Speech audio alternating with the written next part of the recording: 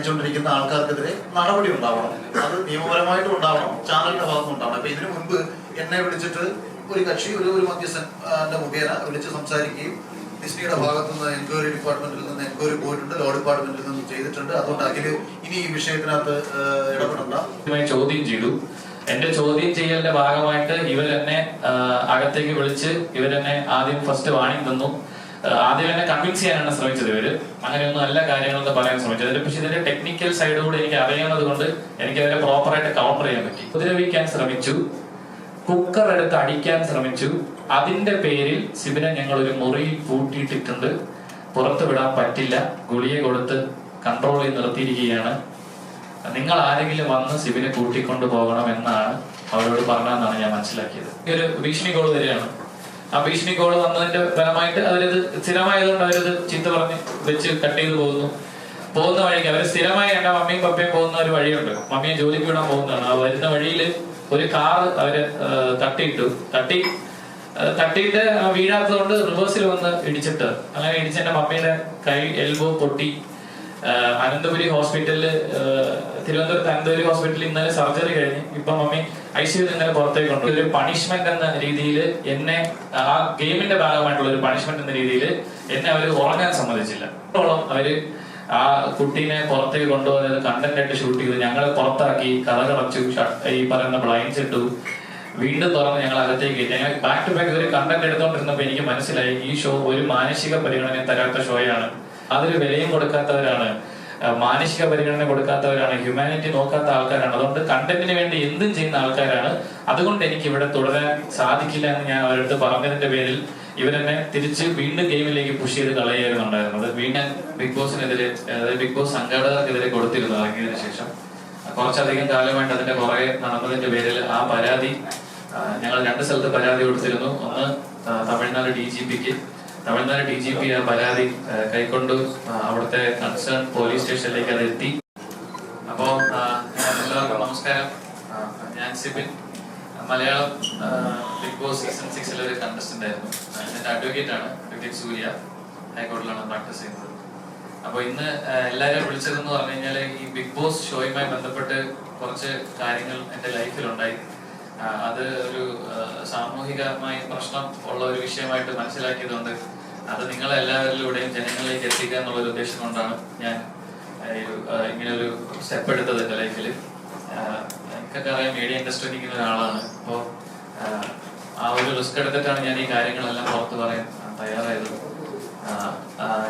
ഒരു പരാതി ഞാൻ ബിഗ് ബോസിനെതിരെ, അതായത് ബിഗ് ബോസ് സംഘാടകർക്കെതിരെ കൊടുത്തിരുന്നു. ഇറങ്ങിയതിനു ശേഷം കുറച്ചധികം കാലമായിട്ട് അതിന്റെ പുറകെ നടന്നതിന്റെ പേരിൽ ആ പരാതി ഞങ്ങൾ 2 സ്ഥലത്ത് പരാതി കൊടുത്തിരുന്നു. ഒന്ന് തമിഴ്നാട് DGP ആ പരാതി കൈക്കൊണ്ട് അവിടുത്തെ കൺസേൺ പോലീസ് സ്റ്റേഷനിലേക്ക് അത് എത്തി.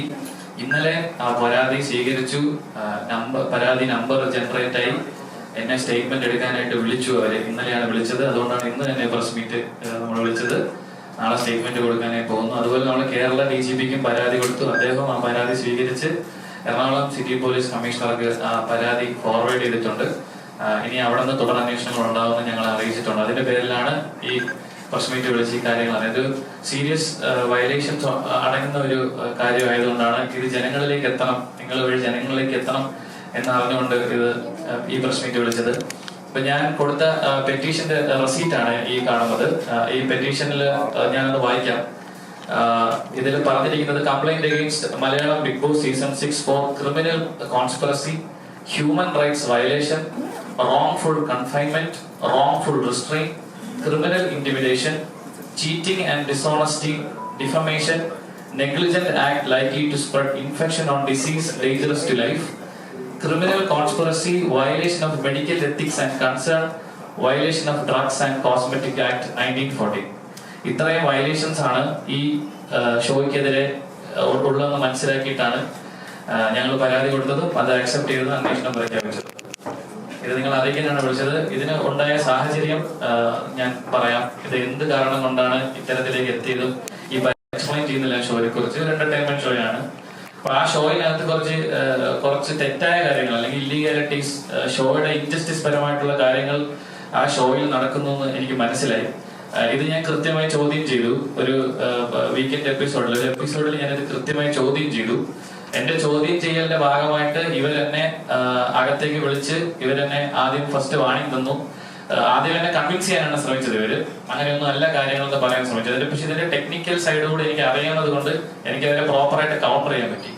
അങ്ങനെ ഞാൻ അവരെ പ്രോപ്പറായിട്ട് കൗണ്ടർ ചെയ്തപ്പോൾ അവർക്ക് എനിക്ക് ഉത്തരം തരാൻ പറ്റാതെ അവരെന്നെ ഒരു ത്രെറ്റനിങ് മോഡിലേക്ക് കാര്യങ്ങൾ എത്തിച്ചിട്ട് എന്നോട് പറഞ്ഞു, ഇത് ഇവിടുത്തെ കണ്ടസ്റ്റൻസുമായിട്ട് സിവിൻ ഡിസ്കസ് ചെയ്യരുത്, ഇത് അങ്ങനെയല്ല കാര്യങ്ങളെന്ന് പറഞ്ഞ് എന്നെ ആദ്യത്തെ പ്രാവശ്യം ഒന്ന് വാൺ ചെയ്തിട്ടാണ് അവര് പുറത്തേക്ക് വിട്ടത്. ഒരു ശനിയാഴ്ചയാണ് വിഷയം ഉണ്ടായത്. അതിനുശേഷം എനിക്ക് ഒരു പണിഷ്മെന്റ് എന്ന രീതിയിൽ എന്നെ ആ ഗെയിമിന്റെ ഭാഗമായിട്ടുള്ള ഒരു പണിഷ്മെന്റ് എന്ന രീതിയിൽ എന്നെ അവർ ഉറങ്ങാൻ സമ്മതിച്ചില്ല.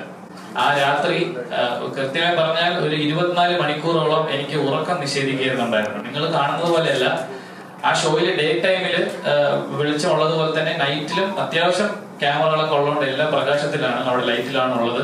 ഉറങ്ങുന്നത് തന്നെ വളരെ ബുദ്ധിമുട്ടിയാണ്. ആ സാഹചര്യത്തിൽ എന്നെ അവർ ഉറങ്ങാൻ സമ്മതിച്ചില്ല. ഒരു പണിഷ്മെന്റിന്റെ ഭാഗമായിട്ട് ആ വീട്ടിൽ ഏത് മുറിയിൽ ഞാൻ കിടന്നാലും കൃത്യമായി മുറികളിൽ കേടാൻ പാടില്ല എന്നുണ്ട്. പിന്നെ പൊതുവായിട്ടുള്ള ജനറൽ ഏരിയയിൽ ഉറങ്ങാൻ ശ്രമിച്ചാലും എന്നെ ഉറങ്ങാൻ സമ്മതിച്ചില്ല. ഇവിടെ ഉറങ്ങരുത്, അവിടെ ഉറങ്ങരുത് എന്നൊക്കെ പറഞ്ഞ് ബാക്ക് ടു ബാക്ക് എന്നെ അവര് അതിൽ നിന്ന് വിലക്കിക്കൊണ്ടിരുന്നു. ഒരു 4 മണിയോടുകൂടിയാണ് എനിക്ക് ഉറക്കം കിട്ടിയത്. പിന്നെ അറിയാം 8 മണിക്ക് അവിടെ ഒരു അലാറം പോലത്തെ ഒരു പരിപാടി ഉണ്ട്. എണീറ്റ് പിന്നെ വീണ്ടും നമ്മൾ ദൈനംദിന കാര്യങ്ങൾ ചെയ്യേണ്ടി വരും. അപ്പൊ അവിടെയാണ് തുടങ്ങിയത്. ഫസ്റ്റ് വയലേഷൻ എന്ന് പറഞ്ഞു കഴിഞ്ഞാൽ എനിക്ക് ഉറക്കം നിഷേധിക്കാൻ അവിടെ ഉണ്ടായത് ഒരു ഗെയിമിന്റെ ഭാഗമായിട്ട്. അതിനുശേഷം ഞാൻ മാനസികമായി ഒത്തിരി തളർന്നു. നിങ്ങൾക്കറിയാം, ഒരു മനുഷ്യൻ 24 മണിക്കൂറിൽ കൂടുതൽ ഉറങ്ങാതിരുന്നു കഴിഞ്ഞാൽ ഉണ്ടാകുന്ന ബുദ്ധിമുട്ട് അറിയാവുന്നതാണ്. അങ്ങനെ ഒരു ബുദ്ധിമുട്ട് എനിക്ക് ഉണ്ടാകുന്നു. ശരിക്കും പറഞ്ഞാൽ 48 മണിക്കൂറുകൾ പ്രോപ്പർ സ്ലീപ്പ് അവിടെ അതിനകത്ത് കിട്ടില്ല നമുക്ക്. അപ്പം അത് കഴിഞ്ഞുണ്ടായ സാഹചര്യം എന്ന് പറഞ്ഞാൽ എന്റെ ഒരു കണ്ടസ്റ്റന്റിന് ഡിസ്കിന്റെ ഒരു ഇഷ്യൂ വന്നിട്ട് അവിടെ പുറത്തേക്ക് കൊണ്ടുപോകേണ്ട ഒരു ഇമ്മീഡിയറ്റ് സാഹചര്യം ഉണ്ടായിരുന്നു. അപ്പോൾ ആ ഇമ്മീഡിയറ്റ് സാഹചര്യത്തെ അവര് കണ്ടന്റ് ആയിട്ട് ഉപയോഗിച്ചു. അതായത് ഒരു മണിക്കൂറുകളോളം ആ കണ്ടസ്റ്റന്റിന് അവിടെ ഇവര് തൊട്ടടുത്ത് മെഡിക്കൽ സപ്പോർട്ട് ഉണ്ടെന്ന് പറയാറുണ്ട്, തൊട്ടടുത്ത് ഡോക്ടർ ഉണ്ടെന്ന് പറയുന്നു, സ്ട്രക്ചർ കൊണ്ടുവരാനുള്ള സംവിധാനം ഉണ്ട് എന്നെല്ലാം പറയുമ്പോഴും അവരൊരു എന്റെ ഒരു ഉദ്ദേശ കണക്കാണ് പറയുന്നത്, എനിക്ക് സമയം അറിയില്ല. എന്തായാലും മണിക്കൂറുകളോളം അവര് ആ കുട്ടീനെ പുറത്തേക്ക് കൊണ്ടുപോയത് കണ്ടന്റ് ആയിട്ട് ഷൂട്ട് ചെയ്തു. ഞങ്ങളെ പുറത്താക്കി, കടച്ചു, ഈ പറയുന്ന ബ്ലൈൻഡ്സ് ഇട്ടു, വീണ്ടും തുറന്ന് ഞങ്ങൾ അകത്തേക്ക് കയറ്റി. ഞങ്ങൾ ബാക്ക് ടു ബാക്ക് ഒരു കണ്ടന്റ് എടുത്തോണ്ടിരുന്നപ്പോ എനിക്ക് മനസ്സിലായി ഈ ഷോ ഒരു മാനസിക പരിഗണന തരാത്ത ഷോയാണ്. ഒരു മനുഷ്യന്റെ ജീവനോ അല്ലെങ്കിൽ അയാളുടെ ഇതിനോ ക്ഷമിക്കണം, അയാളുടെ ഒരു മാനസികാവസ്ഥയ്ക്കൊന്നും യാതൊരു വിലയും കൽപ്പിക്കാത്ത ഒരു ഷോയാണ്. പിന്നെ എനിക്ക് ഇനി അവിടെ തുടരണ്ട എന്ന് ഞാൻ ബാക്ക് ടു ബാക്ക് അവരോട് പറഞ്ഞുകൊണ്ടിരിക്കുകയായിരുന്നു. ഞാൻ ഇമോഷണലി ഒത്തിരി തകർന്നു പോയൊരു സാഹചര്യം ഉണ്ടായി. എന്നിട്ട് ഞാൻ അവരോട് ഈ ഷോയിൽ നിന്ന് പുറത്തു പോകണമെന്ന് വീണ്ടും മൾട്ടിപ്പിൾ ടൈംസ് ഞാൻ അവരോട് ആവശ്യപ്പെട്ടു. എനിക്ക് അവരിൽ കുറെ ആൾക്കാരെ പേഴ്സണലായിട്ട് അറിയാം. ഞാൻ ഈ ചാനലുമായി ബന്ധപ്പെട്ട് ജോലി ചെയ്യുന്ന ആളായിട്ട് എനിക്ക് ഒരുപാട് പേരെ അറിയാം. അവരുടെ പേരെടുത്ത് ഞാൻ ശരിക്കും പറഞ്ഞാൽ ഞാൻ കരഞ്ഞു എന്ന് തന്നെ പറയാം. പേരെടുത്ത് എന്നെ നിങ്ങൾ സഹായിക്കണം, എനിക്ക് ഇനി ഇവിടെ പിടിച്ചു നിൽക്കാൻ പറ്റില്ല, എന്നെ പുറത്തേക്ക് വിടണമെന്ന് ഞാൻ ബാക്ക് ടു ബാക്ക് അവരോട് പറഞ്ഞതിന്റെ ഭാഗമായിട്ട് എന്നെ അവര് ഈ പറയുന്ന ഒരു സ്ഥലത്തേക്ക് കൺഫെഷൻ റൂം എന്നാണ് പറയുന്നത്, അവിടേക്ക് വിളിച്ച് എന്നോട് എന്നെ അവർ വീണ്ടും സമാധാനിപ്പിക്കാൻ ശ്രമിച്ചു, തിരിച്ച് ഗെയിമിലേക്ക് കൊണ്ടുവരാൻ ശ്രമിച്ചു. ഞാൻ പറ്റില്ല എന്ന് തറപ്പിച്ച് തന്നെ പറഞ്ഞു, എനിക്ക് പുറത്ത് പോകണം. എനിക്ക് ക്രിയേറ്റീവ് ടീമിനെ, ഇവിടുത്തെ സംഘാടകരായ ക്രിയേറ്റീവ് ടീമിന് തീരെ വിശ്വാസമില്ല. നിങ്ങളുടെ ചേഷ്ടകൾ തെറ്റാണ്. നിങ്ങൾ ഇവിടെ ഒരു മനുഷ്യ ജീവന് യാതൊരു വിലയും കൊടുക്കാത്തവരാണ്, മാനുഷിക പരിഗണന കൊടുക്കാത്തവരാണ്, ഹ്യൂമാനിറ്റി നോക്കാത്ത ആൾക്കാരാണ്. അതുകൊണ്ട് കണ്ടന്റിന് വേണ്ടി എന്തും ചെയ്യുന്ന ആൾക്കാരാണ്. അതുകൊണ്ട് എനിക്ക് ഇവിടെ തുടരാൻ സാധിക്കില്ല എന്ന് ഞാൻ അവരടുത്ത് പറഞ്ഞതിന്റെ പേരിൽ ഇവരെന്നെ തിരിച്ച് വീണ്ടും ഗെയിമിലേക്ക് പുഷ് ചെയ്ത് കളയായിരുന്നുണ്ടായിരുന്നത്. വീണ്ടും മാറ്റി. അങ്ങനെ ഞാൻ അവിടെ നിസ്സഹകരണം പ്രഖ്യാപിച്ചു. ഞാൻ രാവിലെ തൊട്ട് ഭക്ഷണം കഴിക്കാതിരുന്നു, നിസ്സഹകരണം പ്രഖ്യാപിച്ചു. മത്സരത്തിൽ സഹകരിക്കില്ല എന്ന് പറഞ്ഞതിന്റെ പേരിൽ എനിക്കൊരു സൈക്കോളജിസ്റ്റിന്റെ സഹായം അവർ തന്നു. അദ്ദേഹത്തോട് ഞാൻ പറഞ്ഞത്, സൈക്കോളജിസ്റ്റ് അവിടെ ഇല്ല, ഞാൻ നിങ്ങളോട് പറയാണ്, അവിടെ ഒരു സൈക്കോളജിസ്റ്റ് ഫിസിക്കലി പ്രസന്റ് അല്ല. ആ സൈക്കോളജിസ്റ്റ് വീഡിയോ കോളിലൂടെയാണ് വരുന്നത്. അദ്ദേഹം മുംബൈ ബേസ് ചെയ്തിട്ടുള്ള ഒരു സൈക്കോളജിസ്റ്റ് ആണെന്നാണ് മനസ്സിലാക്കാൻ സാധിച്ചത്. അദ്ദേഹത്തിന്റെ പേര് ഡോക്ടർ സാവന്ത് എന്നാണ്. അയാള് ബിഗ് ബോസിന്റെ എല്ലാ ബിഗ് ബോസ് ഷോസും കൺട്രോൾ ചെയ്യുന്ന, എല്ലാ ബിഗ് ബോസ് ഷോയിലെയും മത്സരാർത്ഥികളെ അദ്ദേഹമാണ് പരിശോധിക്കുന്നതെന്നാണ് മനസ്സിലാക്കാൻ സാധിച്ചത്. അവര് പറഞ്ഞൊരു അറിവ് അതാണ്. അപ്പൊ സാവന്ത് എന്ന് പറഞ്ഞ ഡോക്ടർ വീഡിയോ കോളിലൂടെ, വ്യക്തമല്ലാത്തൊരു വീഡിയോ കോളിലൂടെ എന്നെ കാണുകയും അദ്ദേഹത്തോട് ഞാൻ ഇതേ കൺസേൺ തന്നെ പറയുകയാണ്, ഇങ്ങനെ ഒരു ഹ്യൂമാനിറ്റി വാല്യൂ ഇല്ലാത്തൊരു ഷോയാണ് ഇവിടെ പ്രോപ്പർ എനിക്ക്. അപ്പൊ അദ്ദേഹം തന്നെ എന്നോട് ചോദിക്കുന്നു, എന്റെ സിബിന് ഉറങ്ങാത്ത പ്രശ്നമുണ്ടോ? ഞാൻ പറഞ്ഞു ഉറങ്ങിയിട്ടില്ല. അപ്പൊ അയാൾ എന്നോട് പറയാണ്, സിബിന് ഞാനൊരു മരുന്ന് തരാം ഉറങ്ങാനായിട്ട്, അത് കഴിക്കുമെന്ന് എന്നോട് ചോദിച്ചു. അപ്പൊ ഞാൻ പറഞ്ഞു, ഞാൻ സൈക്യാട്രിക് ഡ്രഗ് ജീവിതത്തിൽ ഇന്നേ വരെ എടുത്തിട്ടില്ല, ഞാൻ എടുക്കില്ല എന്ന് പറഞ്ഞു, വാശി പറഞ്ഞു. എന്നാലും അദ്ദേഹം പറഞ്ഞു സിബിന് വിശ്രമം ആവശ്യമാണ്, സിബിൻ ഒന്ന് പുറത്തേക്ക് പോയി കുറച്ചു നേരം ഉറങ്ങി വിശ്രമിച്ചിട്ട് തിരിച്ചു വരാൻ പറഞ്ഞു.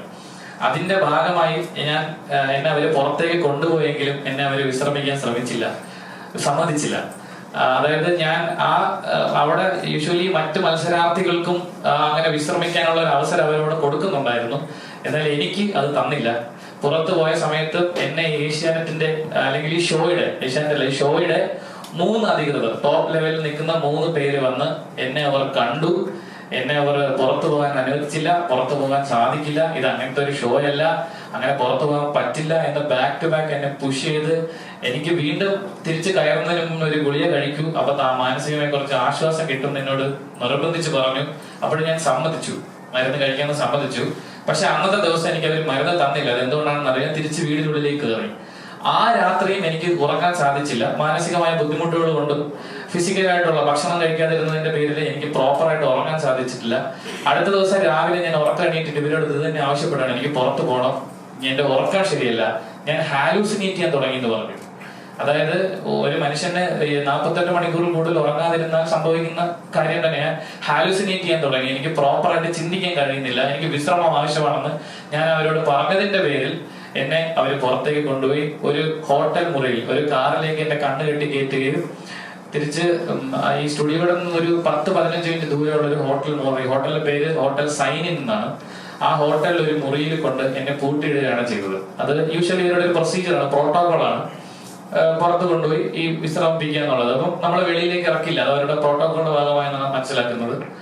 അപ്പൊ അവിടെ എന്നെ പൂട്ടിയിട്ടതിന് ശേഷം ഞാൻ വിശ്രമിച്ച് ഉറങ്ങി എണീറ്റ് ഒരു 11:45 രാത്രി ഇതേ ഡോക്ടർ വാട്സാപ്പ് വീഡിയോ കോളിൽ വന്നു. എന്റെ കൂടെ ഉണ്ടായിരുന്ന ഒരു ഷാഡോ എന്നാണ് അവർ വിളിക്കുന്ന എന്റെ മോൾ ഷൈൻ്റെ ഒരു സ്റ്റാഫിന്റെ ഫോണില് വീഡിയോ കോള് വരുന്നുണ്ടായിരുന്നു.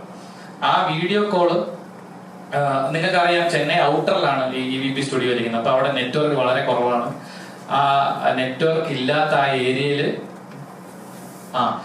ശ്രീ പെരുമ്പത്തൂർ എന്ന് പറഞ്ഞ ആ ഏരിയയാണ്. ശ്രീ പെരുമ്പത്തൂർ ഏരിയയിൽ നിങ്ങൾക്കറിയാം ഔട്ടറാണ്, അവിടെ നെറ്റ്വർക്ക് വളരെ കുറവാണ്. നെറ്റ്വർക്ക് കുറവായ ഏരിയയിൽ ഒരു 3 പ്രാവശ്യം അയാളുമായിട്ടുള്ള വാട്സാപ്പ് കോൾ ഡ്രോപ്പായി. ആ വീഡിയോ കോളിൽ വന്നിട്ട് പുള്ളി എന്നോട് കാര്യങ്ങൾ ചോദിച്ചു. ഞാൻ പുള്ളിക്ക് ഇംഗ്ലീഷാണ് സംസാരിക്കാൻ പറ്റുന്നത്, അതിൽ നിങ്ങൾ കാര്യങ്ങൾ സംസാരിച്ചു. ഞാൻ പറഞ്ഞു ഞാൻ ഓക്കെയാണ്, പുറത്തു പോകാൻ നിവൃത്തിയില്ല എന്ന് അവരെന്നോട് എടുത്തെടുത്ത് പറഞ്ഞു. അതായത് നിങ്ങളെ പുറത്ത് വിടില്ല, ഈ ഷോയിൽ നിങ്ങൾക്ക് എപ്പോ വേണോ വരാം, പുറത്ത് പോകേണ്ടത് ഞങ്ങൾ തീരുമാനിക്കും. അത് ആ ഷോയുടെ ഹോസ്റ്റ് തന്നെ ആ ഷോയിൽ തന്നെ പറഞ്ഞിട്ടുണ്ട്. നിങ്ങൾ തന്നെ കേട്ടിട്ടുണ്ടായിരിക്കും. അത് ഷോയിൽ തന്നെ എന്നോട് തന്നെ പറഞ്ഞിട്ടുണ്ട്, നിങ്ങൾക്ക് തോന്നുമ്പം പുറത്തു പോകാൻ പറ്റുന്ന ഒരു ഷോ ഒന്നും അല്ല ഇത്, ഞങ്ങൾ തീരുമാനിക്കും എപ്പോ പോകണമെന്ന്. അങ്ങനെയാണെങ്കിൽ വരാൻ പാടില്ലായിരുന്നു. അത്തരത്തിലുള്ള കാര്യങ്ങളാണ് എന്നോട് പറഞ്ഞത്. അപ്പൊ എനിക്ക് അറിയാം പുറത്തു പോകാൻ പറ്റില്ല, നിവൃത്തിയില്ല, ഇനി അകത്ത് തുടർന്നേ പറ്റുമെന്ന് പറഞ്ഞ് ഞാൻ അകത്ത് തുടരാൻ സമ്മതിക്കുന്നു. അന്ന് രാത്രി അദ്ദേഹം പറയുന്നു, സിബിൻ നന്നായി ഉറങ്ങണമെങ്കിൽ ഗുളിക കഴിക്കാൻ പറഞ്ഞിട്ട് ഉറക്ക ഗുളിക എന്ന് പറഞ്ഞ് എനിക്കൊരു ഗുളിക തന്നു, സ്ലീപ്പിംഗ് പിൽസ്. ആ ഗുളിക ഞാൻ അന്ന് കഴിച്ചതിന്റെ പേരിൽ ഞാൻ നന്നായി ഉറങ്ങി. അടുത്ത ദിവസം രാവിലെയും 2 ഗുളികകൾ എനിക്ക് തന്നവര്, 2 ഗുളികകൾ. ഈ 2 ഗുളികയും ഞാൻ കഴിച്ചു. അത് കഴിച്ചതോടുകൂടി എനിക്ക് സംഭവിച്ചത് പ്രോപ്പറായിട്ട് ആലോചിക്കാൻ പറ്റാത്ത ഒരു സാഹചര്യത്തിലേക്ക് പോയി. എനിക്ക് എന്താ പറയാ, മൊത്തത്തിൽ ക്ഷീണിതനായി. വളരെ ക്ഷീണിതനായി ഞാൻ ആ കട്ടിൽ ഇരിക്കുകയും സ്വാഭാവികം ഞാൻ ഉറങ്ങി പോവുകയും ചെയ്തു. ഞാൻ എണീക്കുന്ന വൈകുന്നേര സമയമാണ്. സമയം അറിയില്ല, കാരണം അവിടെ ക്ലോക്കോ മറ്റു കാര്യങ്ങളോ ഒന്നുമില്ല ആ മുറിക്കകത്ത്. ഈ സമയത്തും എന്റെ വീട്ടുകാര് ഈ ഷോ കണ്ടിട്ട് നിരന്തരമായി ഇവർ വിളിച്ചുകൊണ്ടിരിക്കുകയാണ്. എന്റെ എമർജൻസി കോൺടാക്ട് ആണെങ്കിലും എനിക്ക് എന്ത് സംഭവിച്ചു, എന്തിന് സിബിനെ പുറത്തേക്ക് കൊണ്ടുപോയി, എന്താണ് ആരോഗ്യ കാരണം, ഇവർ കൃത്യമായിട്ടോ അല്ലെങ്കിൽ ഫോൺ അറ്റൻഡ് ചെയ്ത് എന്താണ് എനിക്ക് സംഭവിച്ചെന്ന് പോലും ഇവരാരും പറയാൻ തയ്യാറായിട്ടില്ല. ഒരു മനുഷ്യര് പോലും, എന്റെ വീട്ടുകാരെയോ എനിക്ക് വേണ്ടപ്പെട്ട ആൾക്കാരെയോ എനിക്ക് എന്താണ് സംഭവിക്കുന്നത് ആ നിമിഷം വരെയും അറിയിച്ചിട്ടില്ല. അതിനുശേഷം ഉണ്ടായതെന്ന് പറഞ്ഞു കഴിഞ്ഞാൽ വൈകുന്നേരം വീണ്ടും ഇതുപോലെ 2 ഗുളിക കൊണ്ടുവന്നു. അപ്പൊ ഞാൻ പറഞ്ഞു ഞാൻ ഈ ഗുളിക കഴിക്കില്ല, പ്രിസ്ക്രിപ്ഷൻ ഇല്ലാതെ ഞാൻ ഈ ഗുളിക കഴിക്കില്ല എന്ന് പറഞ്ഞു. അതിന്റെ പേരിൽ ആ കൂടെ ഉണ്ടായിരുന്ന ആൾ അവരുടെ ഹയർ അതോറിറ്റീസിനെ ബന്ധപ്പെട്ടിട്ട് അതിന്റെ പ്രിസ്ക്രിപ്ഷൻ മൊബൈലിലേക്ക് മേടിച്ചിട്ട് എനിക്ക് കാണിച്ചു. ആ മൊബൈലിൽ ഞാൻ വായിച്ച പ്രിസ്ക്രിപ്ഷനിൽ എന്റെ കണ്ടീഷനായിട്ട് ആ ഡോക്ടർ മെൻഷൻ ചെയ്തിരുന്നത് അക്യൂട്ട് സ്ട്രെസ് എന്നാണ്, അക്യൂട്ട് സ്ട്രെസ്. എന്നിട്ട് ഈ 2 ഗുളികകൾ, അതിൽ ഒരു ഗുളികയുടെ പേര് ഞാൻ ഓർക്കുന്നില്ല, രണ്ടാമത്തെ ഗുളിക ഞാൻ ഓർക്കുന്നു, ഒലാൻസപ്പൈൻ എന്നാണ് ഗുളികയുടെ പേര്, ഒലാൻസപ്പൈൻ. ഈ ഒലാൻസപ്പൈൻ മരുന്ന് എന്തിനാണ് ഉപയോഗിക്കുന്നത് ഞാൻ എന്റെ കൂടെയുള്ള ആ പയ്യനോട് ഗൂഗിൾ ചെയ്ത് ഒന്ന് പറയാൻ പറഞ്ഞു. അപ്പൊ അദ്ദേഹം അത് ഗൂഗിൾ ചെയ്യുകയും അത് സ്കീസോഫ്രീനിയ എന്ന് പറയുന്ന മാരകമായ രോഗത്തിന് കൊടുക്കുന്ന ഗുളികയാണെന്ന് ഞാൻ മനസ്സിലാക്കി. ഈ സ്കീസോഫ്രീനിയ അല്ലെങ്കിൽ ബൈപോളർ ഡിസോർഡർ, ഈ രണ്ട് അസുഖങ്ങളും നിശ്ചയിക്കണമെങ്കിൽ മിനിമം ഞാനൊരു മെഡിക്കൽ വിദഗ്ധരുമായി സംസാരിച്ചപ്പോൾ മനസ്സിലാക്കിയത് ഈ അസുഖം ഡിറ്റർമിൻ ചെയ്യണമെങ്കിൽ മിനിമം 6 മാസത്തെ കൺസൾട്ടേഷൻ വേണം, ഏറ്റവും മിനിമം. പിന്നെ ഡെയിലി ലൈഫ് ജീവിക്കാൻ പറ്റില്ല. ഈ അസുഖമുള്ള ഒരു മനുഷ്യന് ഡെയിലി ലൈഫ് ജീവിക്കാൻ പറ്റില്ല. അത്തരത്തിൽ ബുദ്ധിമുട്ടുണ്ടാക്കുന്ന സൈക്യാട്രിയിലെ ഏറ്റവും എക്സ്ട്രീം ആയിട്ടുള്ള ഒരു രോഗമാണ് സ്കീസോഫ്രീനിയ. ആ സ്കീസോഫ്രീനിയ കൊടുക്കുന്ന മരുന്നാണ് ഇതെന്നും ഇത് എനിക്ക് കഴിക്കേണ്ട സാഹചര്യം ഇല്ലെന്ന് ഞാൻ മനസ്സിലാക്കി ഞാൻ കഴിക്കില്ല എന്ന് അവരോട് പറഞ്ഞു. ഇത് കഴിക്കാൻ പറ്റില്ല എനിക്ക് എന്ന് ഞാൻ പറഞ്ഞു. അപ്പോൾ എന്റെ കൂടെയുള്ള ആൾ അവരുടെ ഹയർ അതോറിറ്റീസിനെ അറിയിക്കുന്നു, സിബിൻ ഇത് കഴിക്കില്ല എന്ന് പറയുന്നുണ്ട്. തിരിച്ചെനിക്ക് കിട്ടിയ മറുപടി ഇതാണ്: ഇത് കഴിച്ചില്ല എങ്കിൽ നിങ്ങൾക്ക് മത്സരത്തിനുള്ളിലേക്ക് തിരിച്ച് പ്രവേശിക്കാൻ പറ്റില്ല. പുറത്തു പോകാൻ പറ്റില്ലെന്ന് അവർ ഓൾറെഡി പറഞ്ഞു കഴിഞ്ഞു. മത്സരത്തിനുള്ളിലേക്ക് തിരിച്ച് പ്രവേശിക്കണമെങ്കിൽ ഈ മരുന്ന് നിർബന്ധമായി കഴിക്കണമെന്ന് പറഞ്ഞു. അങ്ങനെ എനിക്ക് തീരെ നിവൃത്തിയില്ലാതെ ഞാൻ ഇവരെ കബളിപ്പിച്ചു. മരുന്ന് കഴിക്കുന്ന പേരിൽ ഞാൻ മരുന്ന് തുപ്പിക്കളയുകയും സ്ഥലങ്ങളിലേക്ക് മാറ്റി. എന്റെ കൂടെയുള്ള ഒരാൾ അയാൾ മനസ്സിലാക്കിയിട്ടുണ്ടാവണം ഞാൻ കഴിക്കുന്നില്ല എന്ന്, ചിലപ്പോൾ മനസ്സിലാക്കിയിട്ടുണ്ടായിരിക്കണം. അതിനെ കുറിച്ച് കൃത്യം എനിക്ക് ധാരണയില്ല. അങ്ങനെ ബാക്ക് ടു ബാക്ക് ഏതാണ്ട് 3 ദിവസം എന്നെ ഈ മുറിയിൽ പൂട്ടിയിടുകയും പുറം ലോകവുമായി എനിക്ക് യാതൊരു ബന്ധവും, പുറത്ത് ഒരു മനുഷ്യരോടും, അല്ലെങ്കിൽ എനിക്ക് ഒരു ഫുഡ് കൊണ്ടുവരുന്ന ആളാണെങ്കിൽ പോലെ എന്നെ കാണിക്കാതെ ഇവർ അകത്തേക്ക് ഇട്ട് എന്നെ ലോക്ക് ചെയ്യുകയും, അതൊരു സ്യൂട്ട് റൂമാണ്, അകത്തെ മുറിയിലിട്ട് എന്നെ പൂട്ടുകയും ഒരു മനുഷ്യരെ എന്നെ കാണിച്ചിട്ടില്ല, എന്നെ ആരെയും കാണാൻ സമ്മതിച്ചിട്ടില്ല. അങ്ങനെ 3 ദിവസത്തോളം ഇവരോട് പൂട്ടിയിരുന്നു. 4ാമത്തെ ദിവസം എന്നെ കാണാനായിട്ട് ഈ ഷോയുടെ 3 വലിയ അധികൃതർ വരികയാണ്. ഇതിനിടയ്ക്ക് ഒരു പ്രാവശ്യം ആ ഡോക്ടർ വീഡിയോ കോളിൽ വന്നു. അദ്ദേഹം വിശ്രമം വേണമെന്ന് പറഞ്ഞു എന്നോട്. സിബിനൊന്ന് ടെസ്റ്റ് എടുത്തിട്ട് തിരിച്ച് ഷോയിൽ കയറുന്നതായിരിക്കും നല്ലതെന്ന് പറഞ്ഞു. അതിനുശേഷമാണ് 4ാമത്തെ ദിവസം ഈ ഷോയുടെ 3 അധികൃതർ വന്ന് എന്നോട് പറയുകയാണ്, സിബിന് ഈ ഷോയിൽ തുടരാൻ പറ്റില്ല, സിബിന് നമുക്ക് ആരോഗ്യപരമായ പ്രശ്നങ്ങളുണ്ട്, അതുകൊണ്ട് പുറത്തേക്ക് കൊണ്ടുപോകണം എന്ന്, പുറത്തു പോകുന്നതായിരിക്കും നല്ലത്, വിശ്രമിക്കണം എന്നാണ് പറയുന്നത്. എന്നിട്ട് അവിടെ വെച്ച് ഈ 3 പേരും നിർബന്ധിച്ച് എന്നെ കൊണ്ട് ഈ മരുന്ന് കഴിപ്പിച്ചു. നീ എന്തുകൊണ്ട് മരുന്ന് കഴിക്കുന്നില്ല? ഈ മരുന്ന് കഴിക്കണം, നിന്റെ അസുഖം അത്രയ്ക്കും, നീ അത് റിട്രൈവ് ചെയ്ത് വരണം, ഞങ്ങളുടെ ആഗ്രഹമാണ്, അങ്ങനെ ഇതാണ് എന്ന് പറഞ്ഞ് എന്നെ നിർബന്ധിച്ച് ആ 3 പേർ ആ മരുന്ന് കഴിപ്പിക്കുകയും അത് കഴിച്ചതിന്റെ സാഹചര്യത്തിൽ ഞാൻ വീണ്ടും എനിക്ക് മയക്കത്തിലേക്ക് പോകേണ്ട ഒരു സാഹചര്യം ഉണ്ടായി. വൈകുന്നേരമാണ് ആ ദിവസം വൈകുന്നേരം എന്റെ എമർജൻസി കോൺടാക്ട് ആയ എന്റെ ഒരു സുഹൃത്തും എന്നോട് സംസാരിക്കാൻ അവർ അതിനെ അനുവദിച്ചു. സംസാരിച്ചപ്പോഴാണ് എനിക്ക് മനസ്സിലായത്, ഇവര് എന്റെ വീട്ടിൽ ആ ദിവസം, അതായത് എനിക്ക് അവസാനം മരുന്നുന്ന ദിവസം എന്റെ വീട്ടിൽ വിളിച്ച് ഇൻഫോം ചെയ്തത് എനിക്ക് സ്കീസോഫ്രീനിയ എന്ന് പറഞ്ഞ മാരകമായ രോഗമാണ്, വയലന്റ് ആണെന്ന് പറഞ്ഞു. ഞാൻ ഇവര് എന്റെ വീട്ടില് കൊടുത്തത് എക്സാക്ട്ലി ഈ വാക്കാണ്. സ്കീസോഫ്രീനിയ എന്ന് പറഞ്ഞ മാരകമായ അസുഖമാണ്, വയലന്റ് ആണ്, സഹ മത്സരാർത്ഥികളെ ഉപദ്രവിക്കാൻ ശ്രമിച്ചു, കുക്കർ എടുത്ത് അടിക്കാൻ ശ്രമിച്ചു, അതിന്റെ പേരിൽ സിബിനെ ഞങ്ങൾ ഒരു മുറിയിൽ പൂട്ടിയിട്ടിട്ടുണ്ട്, പുറത്തു വിടാൻ പറ്റില്ല, ഗുളിക കൊടുത്ത് കൺട്രോൾ ചെയ്ത് നിർത്തിയിരിക്കുകയാണ്, നിങ്ങൾ ആരെങ്കിലും വന്ന് സിബിനെ കൂട്ടിക്കൊണ്ടു പോകണം എന്നാണ് അവരോട് പറഞ്ഞതെന്നാണ് ഞാൻ മനസ്സിലാക്കിയത്. അത് ആ ഫോൺ കോൾ കഴിഞ്ഞപ്പോൾ എനിക്ക് മനസ്സിലായി, ഇവർക്ക് എന്നോട് എന്തോ ഒരു കോൺസ്പിറസി, എന്തോ ഒരു പ്ലാൻ ചെയ്തുള്ള ഒരു ആക്രമണം എനിക്കെതിരെ നടക്കുന്നുണ്ടെന്ന് മനസ്സിലായി. അതിനുശേഷം ഞാൻ നിങ്ങളെ ആ മരുന്ന് കാണിക്കാം. നിങ്ങൾക്കറിയാം, ഈ മരുന്ന് ഞാൻ എടുക്കുന്നത് അവസാനത്തെ ദിവസമാണ്. ഇതിന്റെ ഡിജിറ്റൽ കോപ്പിയാണ്, ഒറിജിനൽ എന്റെ കയ്യിൽ തന്നെ ഉണ്ട്, അത് ഞാൻ പോലീസിന്റെ ഏൽപ്പിക്കും. ഡിജിറ്റൽ കോപ്പി ഞാൻ നിങ്ങൾക്ക് ഷെയർ ചെയ്യാം. ഈ മരുന്ന് നിങ്ങൾക്കറിയാം, ബിഗ് ബോസിലെ മരുന്ന് ഇതുപോലെ ഒരു സിപ്പ് കവറിലാണ്, സിബിന്ന് പേര് എഴുതിയിട്ട് ഒരു സിപ്പ് കവറിലാണ് ഈ മരുന്ന് തന്നത്. ഈ മരുന്നിൽ കൃത്യമായി ഞാൻ ഇതിന്റെ എല്ലാ കോപ്പീസും നിങ്ങൾക്ക് തരാം. ഈ മരുന്ന് കൃത്യമായി ഇതിന്റെ സൂം ചെയ്ത കോപ്പീസും എന്റെ കയ്യിലുണ്ട്. ആ മരുന്നിന്റെ പേര് വായിക്കാൻ പറ്റും, ആ മരുന്നിന്റെ മറ്റു ഡീറ്റെയിൽസും ഈ തന്നെ എന്റെ കയ്യിലുള്ള ഫോട്ടോഗ്രാഫിൽ വായിക്കാൻ പറ്റും. ഇതിന്റെ ഒറിജിനൽ എന്റെ കയ്യിലുണ്ട്, അത് ഞാൻ അന്വേഷണ ഉദ്യോഗസ്ഥരുടെ മുമ്പിൽ ഹാജരാക്കുന്നതായിരിക്കും.